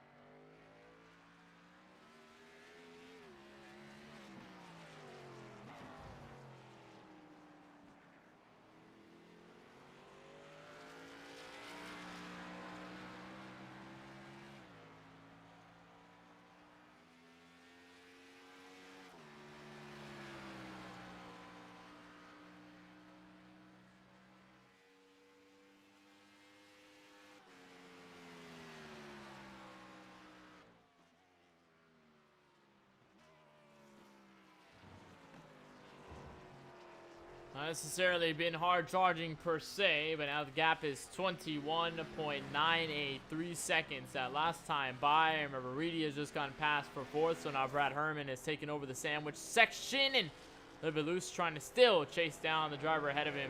The fourth, Kyle Benson, who started up in this field and could possibly be looking at another top 3 finish should he make no mistakes. The battle for the lead might just be over in the final 10 laps of this race. 9 laps to go, and Smith still hard charging at the front. Here's Brandon Gillis and Tyler Murray not fighting for position. Gillis in 12th, Murray in 10th, as Gillis will let him by. Gimbel just up the road, also not for position. There's Craig Launslager within reach. Tyler Werner practically all by himself. Cody Ivey sitting in the background there. Again, it's been hard to take your eyes off the driver of that 15. They've been so dominant now in the final 9 laps of this race. Has easily been the most dominant, as Cody Ivey's again around, as Christopher Bishop might have overshot the bus stop there. In 11th, him and Gillis are fighting for position. There are a lot of drivers overshooting that bus stop, including Jaden Gimbel, who went out. And he'll get by Cody Ivey as Tyler Murray and the rest of the guys also try to get out as well. It was a very bizarre situation. A lot of drivers in the same scenario with the same real estate, and a lot of them overshooting that corner. Now the battle might heat up for the 4th spot again. Austin Reedy slowly catching up.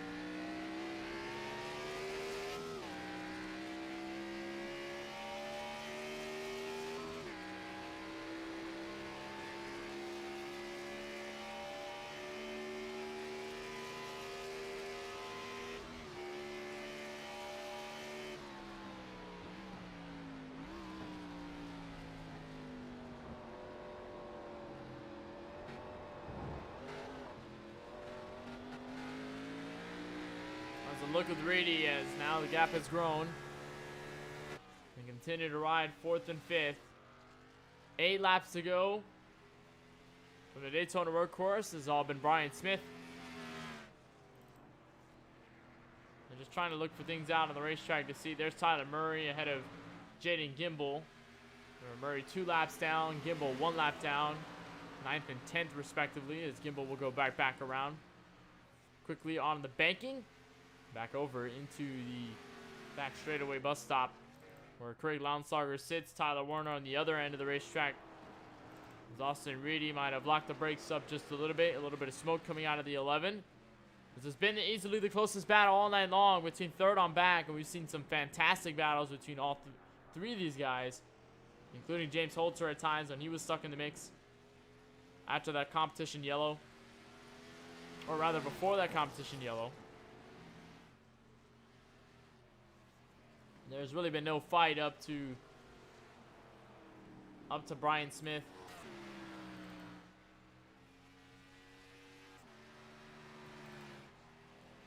Now there's Cody Ivey finally with a faster pair. He will most likely be found out as the final driver here. You'll have to get by Christopher Bishop, but they are a track apart here. So maybe a larger distance that might not be covered within the next 8 or so laps. But Brian Smith may be coming around. It takes 7 to go here from Daytona. And Izzy now just trying to hold on, stay mistake-free, hit your marks, and he should be a first-time winner in 2021.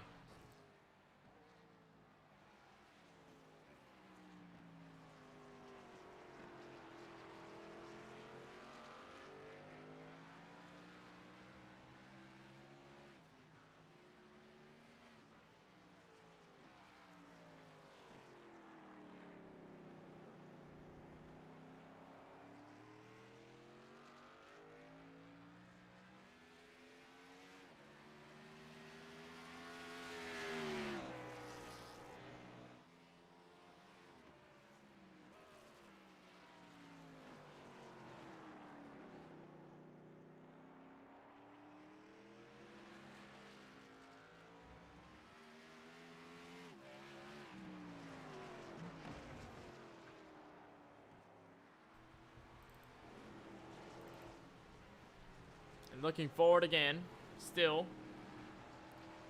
With 7 laps to go here. Now tire wear starting to kick in just a little bit. Drivers are now approaching about their 10th lap.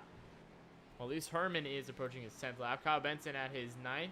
Holter at his 4th lap. And Brian Smith currently sitting on his 5th lap. So tire wear, not necessarily, I don't think, a concern within these final 7 laps. They're just running a 12-lap stint. At least for Smith, it'll be a 12-lap stint since he pitted later than most of the entire field.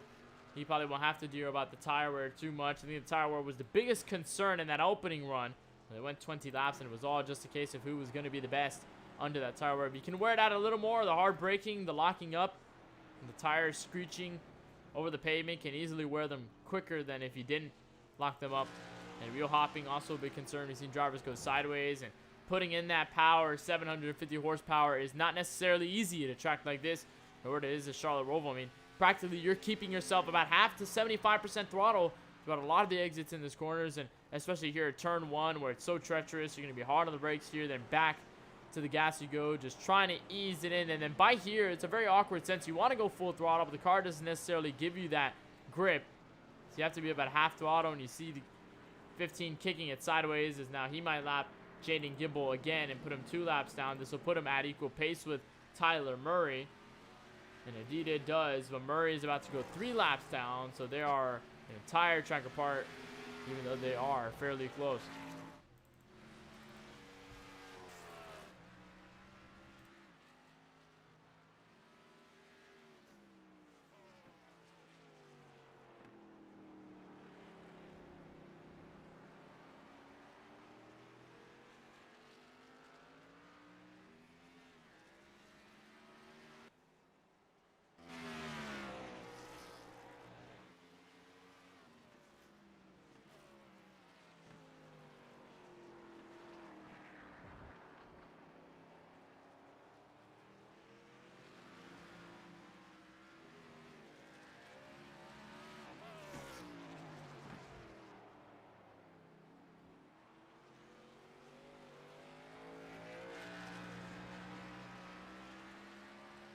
Six to go from the Daytona road course.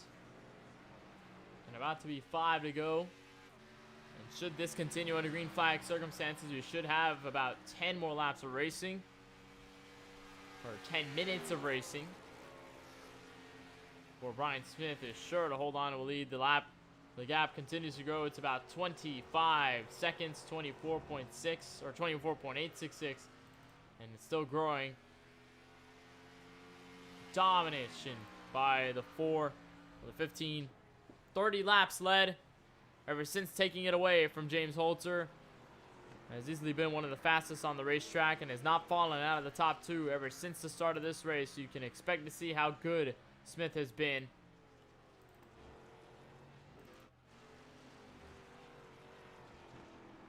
And is now looking for his first win in the 2021 Four Wide Racing Cup Series.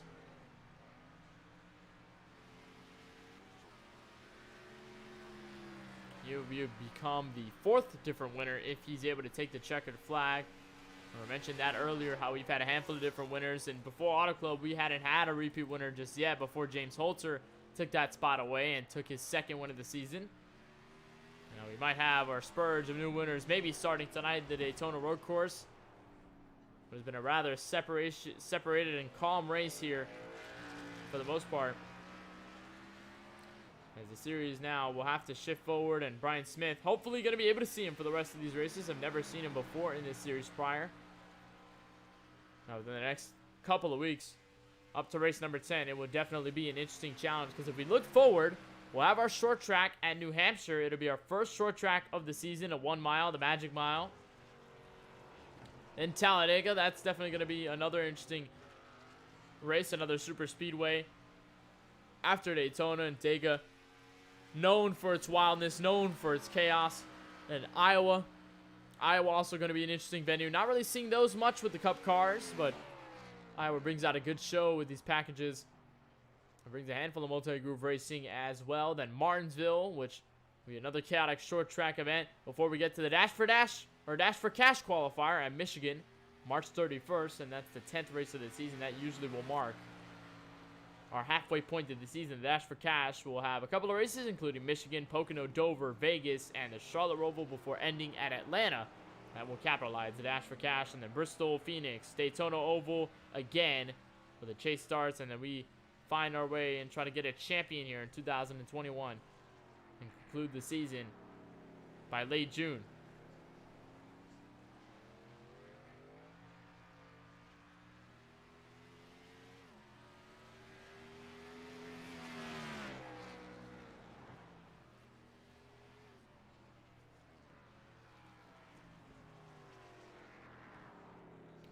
So for those watching, your top 5 currently stands like this. Brian Smith still your leader with 4 laps to go.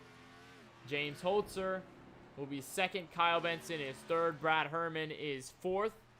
And Austin Reedy currently rounds out your top 5. This has been the closest battle we've seen all night long between Herman and Austin Reedy within this final green flag ever since our pit stops, or a round of pit stops. And Nicholas Suzuki also not far behind in the 75.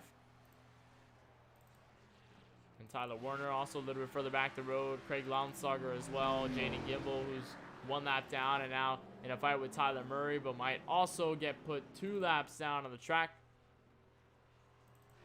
The battle between Gillis and Bishop, 4 laps down, 11th and 12th, and then Cody Ivey, 5 laps down and 13th. A lot of drivers outside of the top 10 have not had great runs, as there goes Cody Ivey, another mistake coming back to the oval.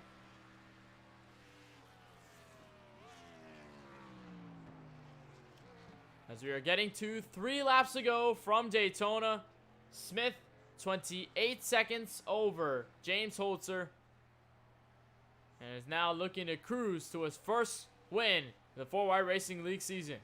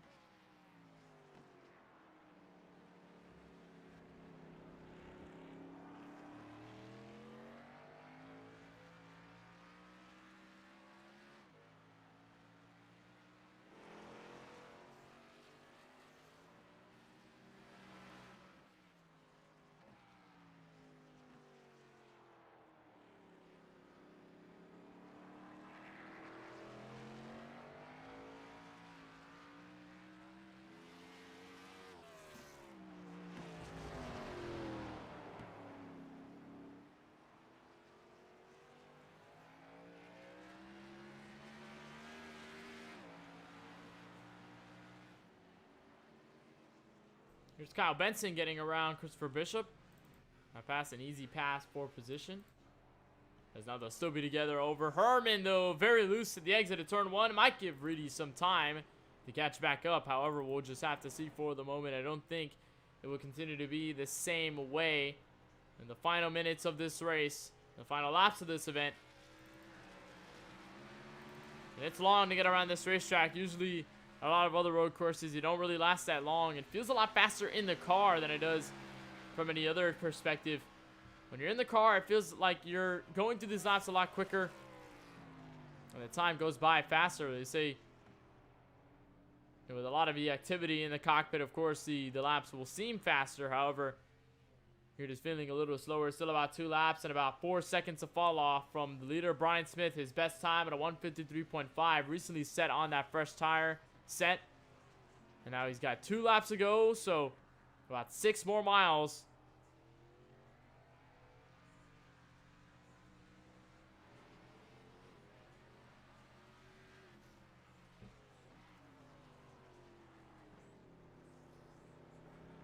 Smith has been perfect tonight.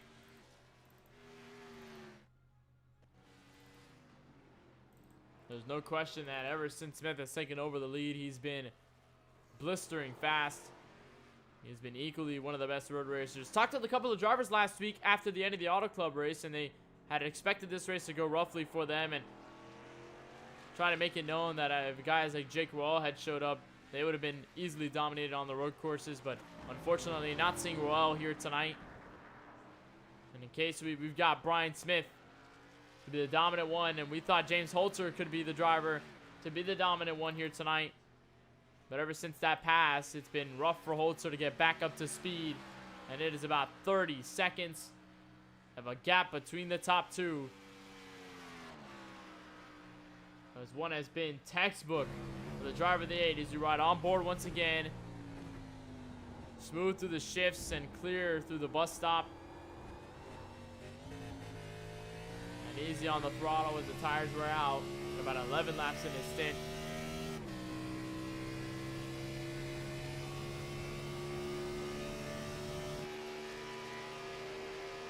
Edging right to the braking zone where he has barely found any sort of mistake.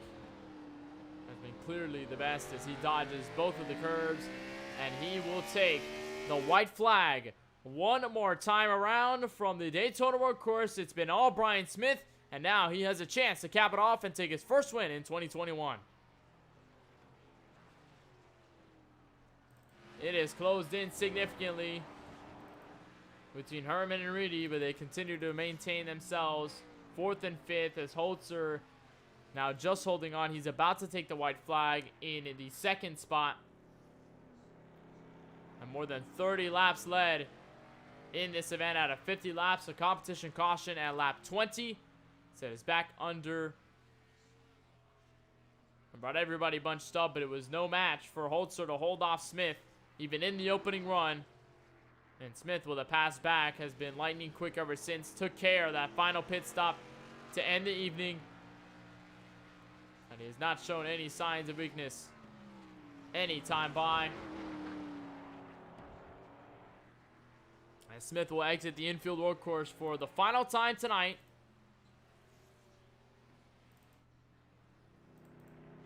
There's no battles for position at the moment. We'll try to keep our eyes on the Herman and Reedy situation for the 5th spot, but that also seems to spread out amongst themselves as well. Now Smith, final time into the bus stop. Easy lefts and rights. Back to the banking, and now there's just 2 more corners to face for Brian Smith.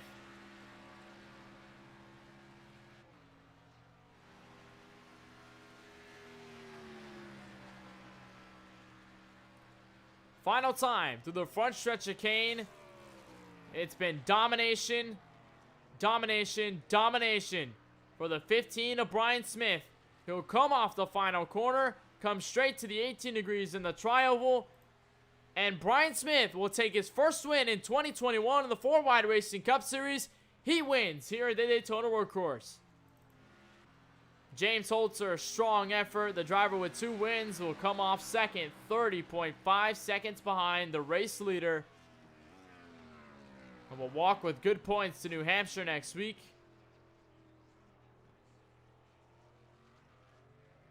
As he'll work off the final corner, 14th turn. And he'll take over second. Kyle Benson is certainly locked in a top 3. As Herman and Reedy have completely separated. And Herman might have missed that chicane there by just a little bit.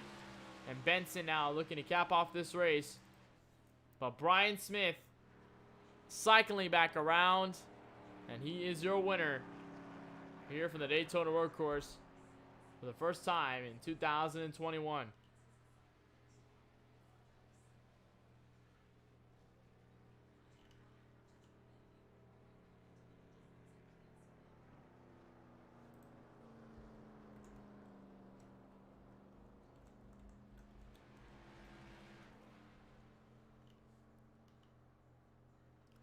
Yeah, Smith will come around. You see Benson is finished. Herman has just crossed the line.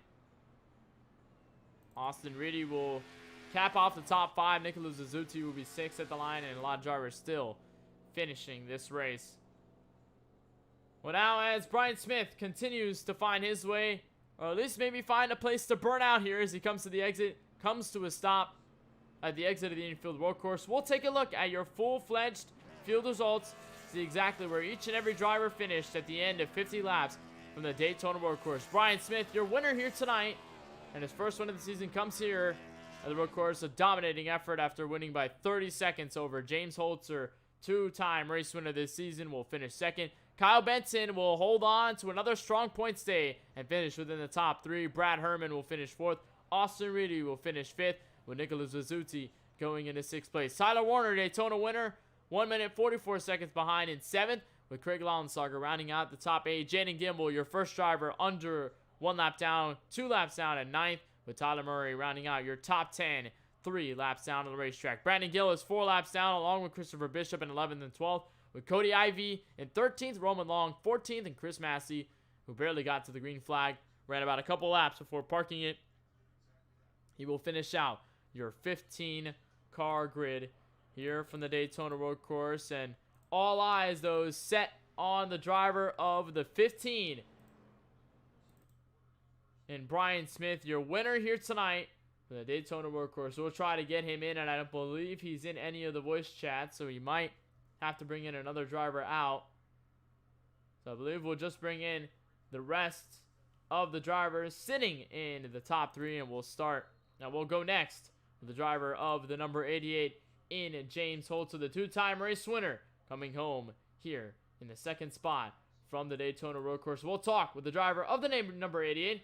We'll bring him into the booth. And James, I know this was a separation race, if you would say. A lot of drivers not necessarily close to each other, not a lot of battles on track. I knew you were involved in some of them, but a strong run nonetheless after you started on the pole. Walk us through what this night was like for you, considering the separation and considering that final fuel strategy.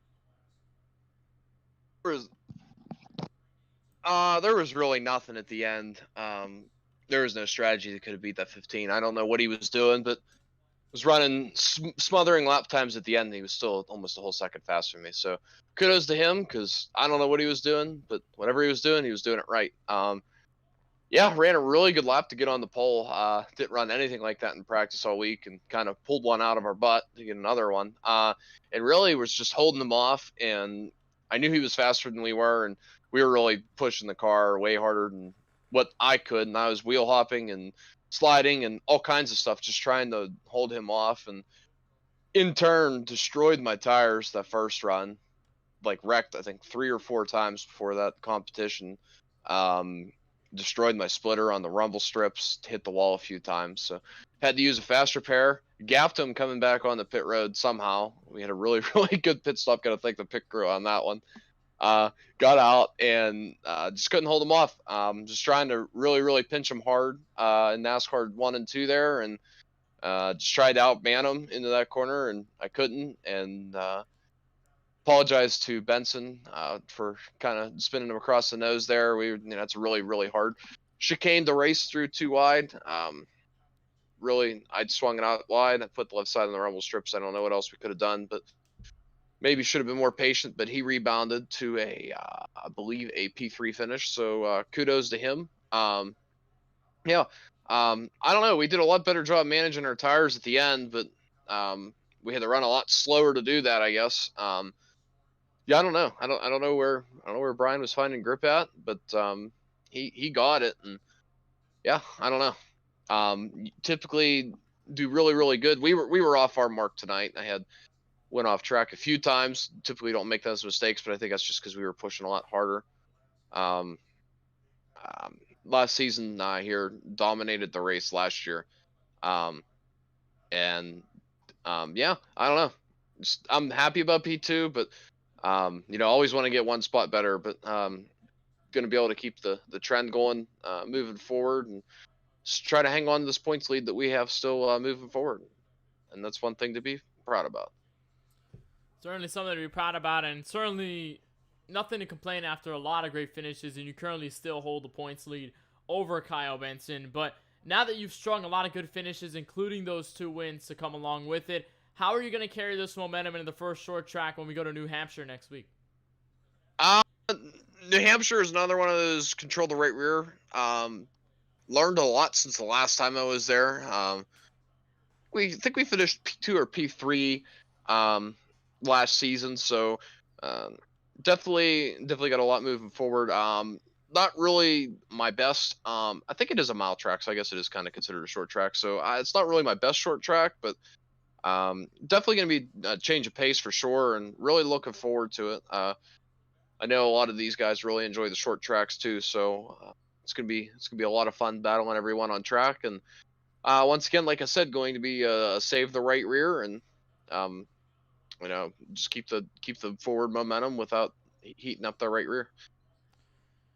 Need the momentum on your side. Before we let you go here, James, I know New Hampshire is going to be a lot of fun, but before we let you go here, is there anyone you decide to thank, any teams, sponsors, or anyone else who decide to give the shout-outs that make it happen for you each and every week? Yeah, absolutely. As always, want to thank you for putting on a fantastic broadcast. Hope we put on, at least in that first part of the race, pretty good battle, because you don't typically get battles at road courses, but we were going out, and I was giving Brian everything that I had. So yeah, I want to thank you, obviously. Want to thank my team, Big John Racing. Also want to thank Dirty Racing Podcast, Extreme Sim Racing.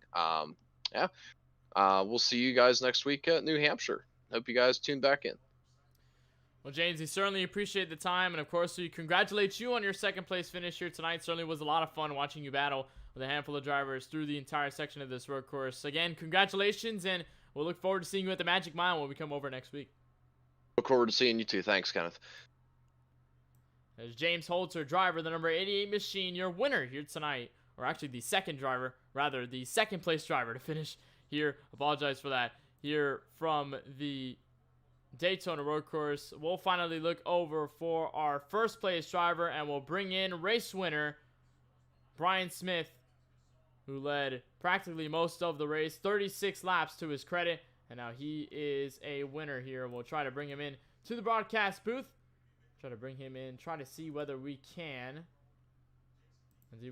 bring him in from broadcast, and at least try to move him over into the broadcast booth from Victory Lane. And here is Brian Smith from Victory Lane here at the World Center of Racing on the work course this time. Brian, I think domination is easily the word to describe this entire event for you. And you started second, but you never fell below that. And as soon as you took the lead, you were easily able to gap yourselves over the rest of the field. How was that for you, and how were you able to pull it off tonight? Oh, it was a good time. I was running mostly sports cars this week, and I saw this league was at the Daytona road course. And I was running the Porsches at Daytona Road. Figured it'd be fun to hop in, and since I was already dialed in. But it was a great race. Running the 88 early on, that was a lot of fun. Once I got in my groove, I pretty much drove away with it. But it was a lot of fun though.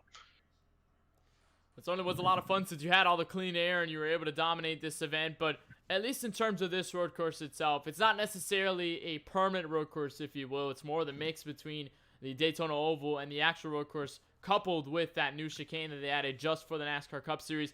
What seems to be the track the part of this track that strikes the most for you, at least, that makes you faster and makes you more interested in this track and makes you quick? Honestly, I'd just go right with the fact that I try not to overdrive anything. And I say that, I'm sure you saw me overdrive stuff. Like I said, I'm used to running the sports cars here, so a bit of adjustment. But I think the key to being fast here and winning races on the long run is obviously not overdriving. And when you don't overdrive, you save your tires. And I was talking with the 88 mid race. It sounded like I was doing a better job saving tires, and I think that was the difference long run. It certainly was beneficial for you in this long run in your, I believe, first start in this 2021 season, and certainly put on a show. Before we let you go, Brian, on this victory, anyone you want to thank, any teams, sponsors, or anyone else that makes it happen for you each and every week? Yeah, I'll give a shout out to the guys at Roel Smith Racing. We run in here sometimes. Jake, Jacob, Dean, Scott, and Shane. Shout out to any of you guys. So thanks for doing the broadcast. Good job. I've tuned in a few of these. So thanks for everyone for running, and it was fun out there tonight. Well, certainly was a lot of fun watching you out on track. Congratulations, Brian. Of course, your support is appreciated here, and we look forward to seeing you whenever it may be through the season. Hopefully, it may be at New Hampshire next week, and to see you at more races. But, of course, we'll let you celebrate this one here from Daytona. Congratulations once again. All right, sounds good. Thanks, man.